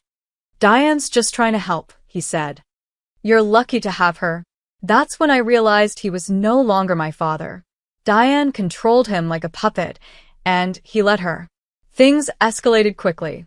Diane started intercepting my mail, signing contracts without my approval, and even changed the locks on the boutique under the pretense of security upgrades. I felt my grip on everything slipping. One evening, as we sat down for dinner, Diane served me a plate of pasta. It smelled odd, but I didn't think much of it. I was too exhausted to argue. That night, I woke up with a splitting headache and a sick feeling in my stomach. I tried to get out of bed, but my limbs felt heavy, my vision blurred. Before I could make sense of what was happening, I blacked out. When I came to, I was somewhere cold and damp. My hands and feet were tied, and the metallic taste of fear filled my mouth. I tried to scream, but my throat was raw and dry. The realization hit me like a freight train. Diane and my father had done this to me. Their voices echoed in the distance, laughing as if they'd won. "We've finally done it," Diane said. "The business, the house, everything is ours now." "I never thought it would be this easy," my father added, his voice devoid of any warmth. "They left me there, tied up in the middle of a dark forest, believing I wouldn't survive. But they underestimated me. I wasn't ready to die. Not yet." With every ounce of strength I could muster, I started pulling at the ropes. The bark of the tree they'd tied me to scraped against my hands, but I didn't care. Minutes turned into what felt like hours, but finally, the rope loosened enough for me to slip free. My wrists were raw, my legs shaky, but I was alive. The forest was silent except for the rustle of leaves underfoot as I stumbled forward, hoping for a miracle. Just as I was about to collapse, I saw a faint light in the distance. It was a small farmhouse, and it felt like salvation. This was just the beginning. They thought they could destroy me. They thought wrong. As I stumbled toward the farmhouse, each step felt like a battle. The cold night air stung my skin, and my legs threatened to give out with every move. But that faint light, warm and steady, drew me forward. It was my lifeline, a promise that maybe, just maybe, I wasn't as alone as I felt. I reached the door and knocked weakly, my fist barely making a sound. For a moment, I thought no one would answer. But then the door creaked open, revealing an older man with kind eyes and a weathered face. He stared at me, his brows knitting together in concern. "Miss, are you all right?" he asked, his voice gruff but gentle. I need help," I managed to croak before my legs finally gave out. The next thing I knew, I was lying on a worn but clean couch, a thick quilt draped over me. The man, his name was Joe Carter, as I later learned, brought me a glass of water and sat beside me, his weathered hands resting on his knees. "Take it slow," he said as I struggled to sit up. "You've been through something, haven't you?" The kindness in his voice was my undoing. The floodgates opened, and I told him everything about my stepmother, Diane, my father, and how they'd left me for dead in the forest. Joe listened intently, his expression darkening with every word. "People like that," he said when I finished, "they think they can take whatever they want. But you're here, and that means they didn't win." His words were a balm to my battered soul. For the first time in what felt like forever, I felt safe. Joe didn't pry or push me to do anything I wasn't ready for. He simply handed me a plate of food, warm bread and soup, and let me eat in peace. The next morning, as sunlight streamed through the small kitchen window, I knew what I had to do. I couldn't let Diane and my father get away with what they'd done. But I also knew I couldn't fight them alone. That's when I thought of Jake. Jake Miller was more than just a childhood friend. He was the one person I trusted completely. We'd grown up together, chasing fireflies and sharing secrets, and though we'd gone our separate ways after high school, we'd kept in touch. Jake had always dreamed of becoming a police officer, and now he was one of the best in the force. Joe offered me his old landline to call him. My hands shook as I dialed the number, but when Jake's familiar voice answered, a sense of calm washed over me. "Evelyn? Is that you?" he asked, his tone a mix of surprise and worry. "What's going on?" "Jake," I said, my voice trembling. "I need your help." I told him everything, and by the time I finished, there was a long silence on the other end of the line. "Evelyn," he finally said, his voice firm, "you're safe now, right?" "Yes," I replied, glancing at Joe, who gave me an encouraging nod. "Good. Stay where you are. "I'm coming to get you." Jake arrived at the farmhouse later that afternoon. When he saw me, his face hardened, his usual easygoing demeanor replaced by a fierce determination. "They did this to you?" he asked, his jaw clenched. I nodded, tears threatening to spill over. They tried to kill me, Jake. They wanted everything, my business, the house, all of it. They're not going to get away with this, he said, his voice like steel. Jake wasted no time getting to work. He asked me for every detail I could remember, the poisoned food, the ropes, the forest. He even inspected the bruises on my wrists, taking pictures for evidence. Joe, ever the quiet guardian, handed Jake a cup of coffee and offered to help in any way he could.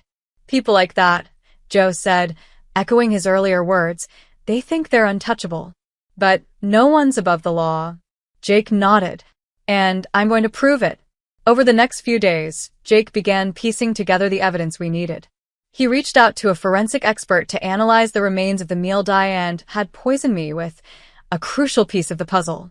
He also accessed financial records showing that Diane had been siphoning money from the boutique into her own accounts.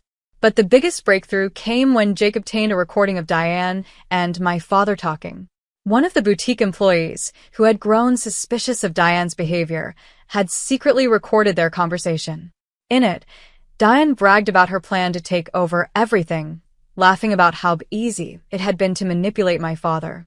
She's as good as caught, Jake said when he played the recording for me. This is the nail in her coffin. Listening to Diane's voice, so smug, so cruel, I felt a surge of anger. But beneath that anger was something stronger, resolve. I wasn't just going to sit back and watch her destroy everything my mother had worked for. I was going to fight back. That night, as I lay on the couch in Joe's farmhouse, I felt something I hadn't felt in a long time. Hope. Diane and my father had underestimated me. They thought I was weak, but they were about to learn just how wrong they were. I'm coming for what's mine, I whispered to myself, the determination in my voice surprising even me. This wasn't just about revenge. It was about justice.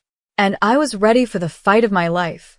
The days that followed were a blur of preparation and determination. Jake worked tirelessly, piecing together the evidence we needed to ensure Diane and my father would face justice. I stayed at Joe's farmhouse during this time, grateful for the quiet and safety it provided. But I couldn't stay in the shadows forever. This was my fight, and I intended to see it through. Jake kept me updated on every development. He managed to subpoena financial records that showed Diane had been forging documents to transfer ownership of the boutique to herself. My father's name was all over those papers, too. His signature was the final stamp on their deceit.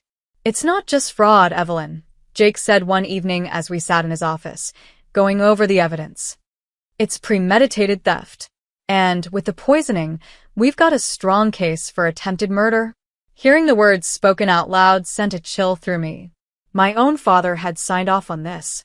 My father, who used to read me bedtime stories and cheer me on at school plays, had chosen Diane's greed over his own daughter. Do you think they'll actually be punished? I asked, my voice trembling. Jake looked at me, his expression serious. With what we've got, they don't stand a chance. But you have to be ready, Evelyn. It's going to be messy. Messy was an understatement. The day Jake informed Diane and my father that they were under investigation, all hell broke loose. Diane stormed into the boutique, her face twisted with rage. She shouted at the staff, accusing them of betrayal, and even tried to fire one of the managers who had been helping us gather evidence. Jake was there within minutes, his badge flashing as he escorted her out. "You're done here," he said, his voice calm but firm. "Leave now, or I'll arrest you on the spot." My father wasn't much better. He called me that evening, his voice a mixture of desperation and anger. "Evelyn, what are you doing?" he demanded. "We're family. You don't betray family like this." The irony of his words was almost laughable. "You left me to die, Dad," I said, my voice steady despite the storm of emotions inside me. You and Diane. "Don't talk to me about betrayal." There was silence on the other end, and then he hung up. That was the last time I heard his voice. The investigation continued to build momentum. Jake managed to obtain surveillance footage from a nearby gas station that showed my father and Diane loading my unconscious body into their car the night they left me in the forest. The footage was damning, a visual confirmation of their crime. As more evidence piled up, I began to feel a sense of vindication. But it wasn't just about me. This was about my mother's legacy, the boutique she'd poured her heart and soul into. I couldn't let them tarnish what she had built. The turning point came when Jake called me late one evening. "We've got them," he said, his voice triumphant. "The DA is pressing charges, fraud, attempted murder, conspiracy. They're going down, Evelyn." Hearing those words should have brought me relief, but instead, I felt a wave of exhaustion. The fight wasn't over yet. The trial would be the final battleground, and I had to be ready for whatever came next. The court date arrived sooner than I expected. Walking into that courtroom was one of the hardest things I've ever done. Diane and my father sat at the defense table, their expressions ranging from defiance to guilt. Diane's polished facade had cracked, revealing the cold, calculating person beneath. My father wouldn't meet my eyes. Jake sat beside me, his presence a steadying force. "Remember," he whispered, "you've got the truth on your side." The prosecution laid out the case with precision.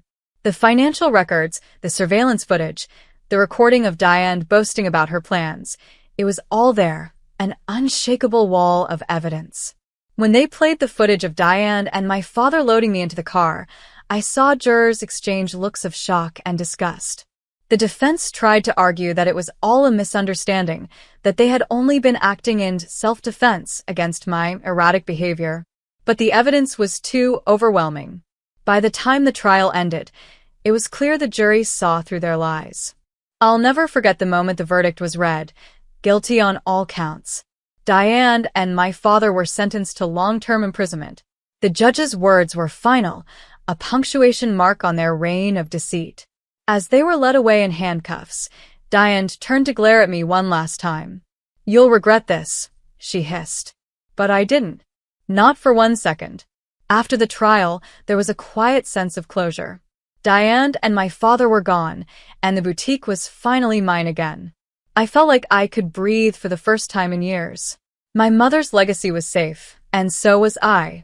But the fight had changed me. I wasn't the same person who had been tied up and left for dead in the forest. I was stronger now, more determined. And I knew this was just the beginning of rebuilding my life. The day after the trial, I stood in the middle of the boutique, taking it all in. For the first time in years, the space felt like it was mine again. The heavy weight of Diane's presence was gone. The boutique was no longer a battlefield of manipulation and deceit. It was a place of hope, just as my mother had intended it to be. But the journey back wasn't easy. The damage Diane and my father had done wasn't just financial, it was emotional. They had eroded trust, both mine and that of the people who worked here. Many of the employees had witnessed Diane's power plays and feared for their jobs. I knew it would take time to rebuild not just the boutique, but the relationships within it. The first thing I did was gather the team for a meeting. Standing in the same office where Diane had once tried to take over, I spoke to them openly. "Thank you for sticking with me," I began, my voice steady, but filled with emotion. "I know the past couple of years haven't been easy, but this boutique isn't just a business. It's a part of my mother's legacy. And with your help, I want to make it something we can all be proud of again." Their response was overwhelming. There were tears, laughter, and most importantly, a sense of unity. I saw hope in their eyes, and it reignited my determination to move forward. One of the first things I did was return the boutique to its original vision. Diane had made changes, trying to mold it into something that reflected her shallow ambitions. I reversed those changes, bringing back the warmth and creativity that had been my mother's signature. The soft pastels, elegant displays, and personal touches were restored. The boutique became not just a business, but a place where people felt welcome, inspired, and valued. Outside of work, I began to heal in other ways too. Jake remained a constant in my life, his unwavering support a reminder that not everyone would betray me. He refused to let me dwell in the darkness of the past, always pushing me to look forward. One afternoon, as we sat at a coffee shop near the boutique, he grinned at me. "So, what's next for Evelyn Grant? World domination?" I laughed, the sound surprising even myself. "Maybe just a little. But first, I think I need to take a breath and figure out who I am after all this." "Who you are," he said, leaning forward, is one of the strongest people I've ever met. Don't forget that. His words stayed with me. For so long, I had been defined by what Diane and my father had done to me. But now I realized I had the power to define myself. I wasn't a victim. I was a survivor. In the months that followed, the boutique thrived. Word spread about the changes and customers returned, excited to see what we had to offer. I even introduced a new line of clothing inspired by my mother's early designs, calling it Margaret's Collection. It was a tribute to her legacy, and it became a huge success. But the biggest transformation happened within me. I took steps to ensure nothing like this could ever happen again. I consulted with lawyers to secure my ownership of the boutique and the house, making sure every detail was airtight. I also started therapy to process everything I had been through. It wasn't easy, but it helped me let go of the anger and pain that had weighed me down for so long. The house, too, became a sanctuary once more. I repainted the walls, restored the garden, and filled the rooms with memories of my mother. It was no longer a place of conflict, but a home, a safe haven where I could dream and build a future. One evening, as I stood in the garden, the scent of blooming roses filling the air, I thought about my journey. From the moment Diane and my father tried to destroy me, to the forest where they left me for dead, to the courtroom where I took back my life. I had survived it all. And I had come out stronger. Joe Carter, the kind farmer who had saved me, remained a dear friend. I visited him often, bringing fresh pastries from the bakery near the boutique. Every time I saw him, he'd smile and say, "You're a fighter, Evelyn. Don't ever forget it." I didn't. I knew now that resilience wasn't just about surviving, it was about thriving, about taking what life throws at you and turning it into something beautiful. As I write this, sitting in the boutique's office surrounded by my mother's designs and the laughter of my employees, I feel a sense of peace. Diane and my father may have tried to steal everything from me, but they didn't succeed. They only made me stronger, more determined to protect what's mine. Life isn't perfect, but it's mine. And that's enough. Looking back, I realize now that the betrayal I experienced wasn't the end of my story. It was the beginning of a new chapter. One where I learned to stand up for myself, to trust the people who truly care for me, and to never let anyone dim the light my mother passed on to me. This is my story, and it's far from over.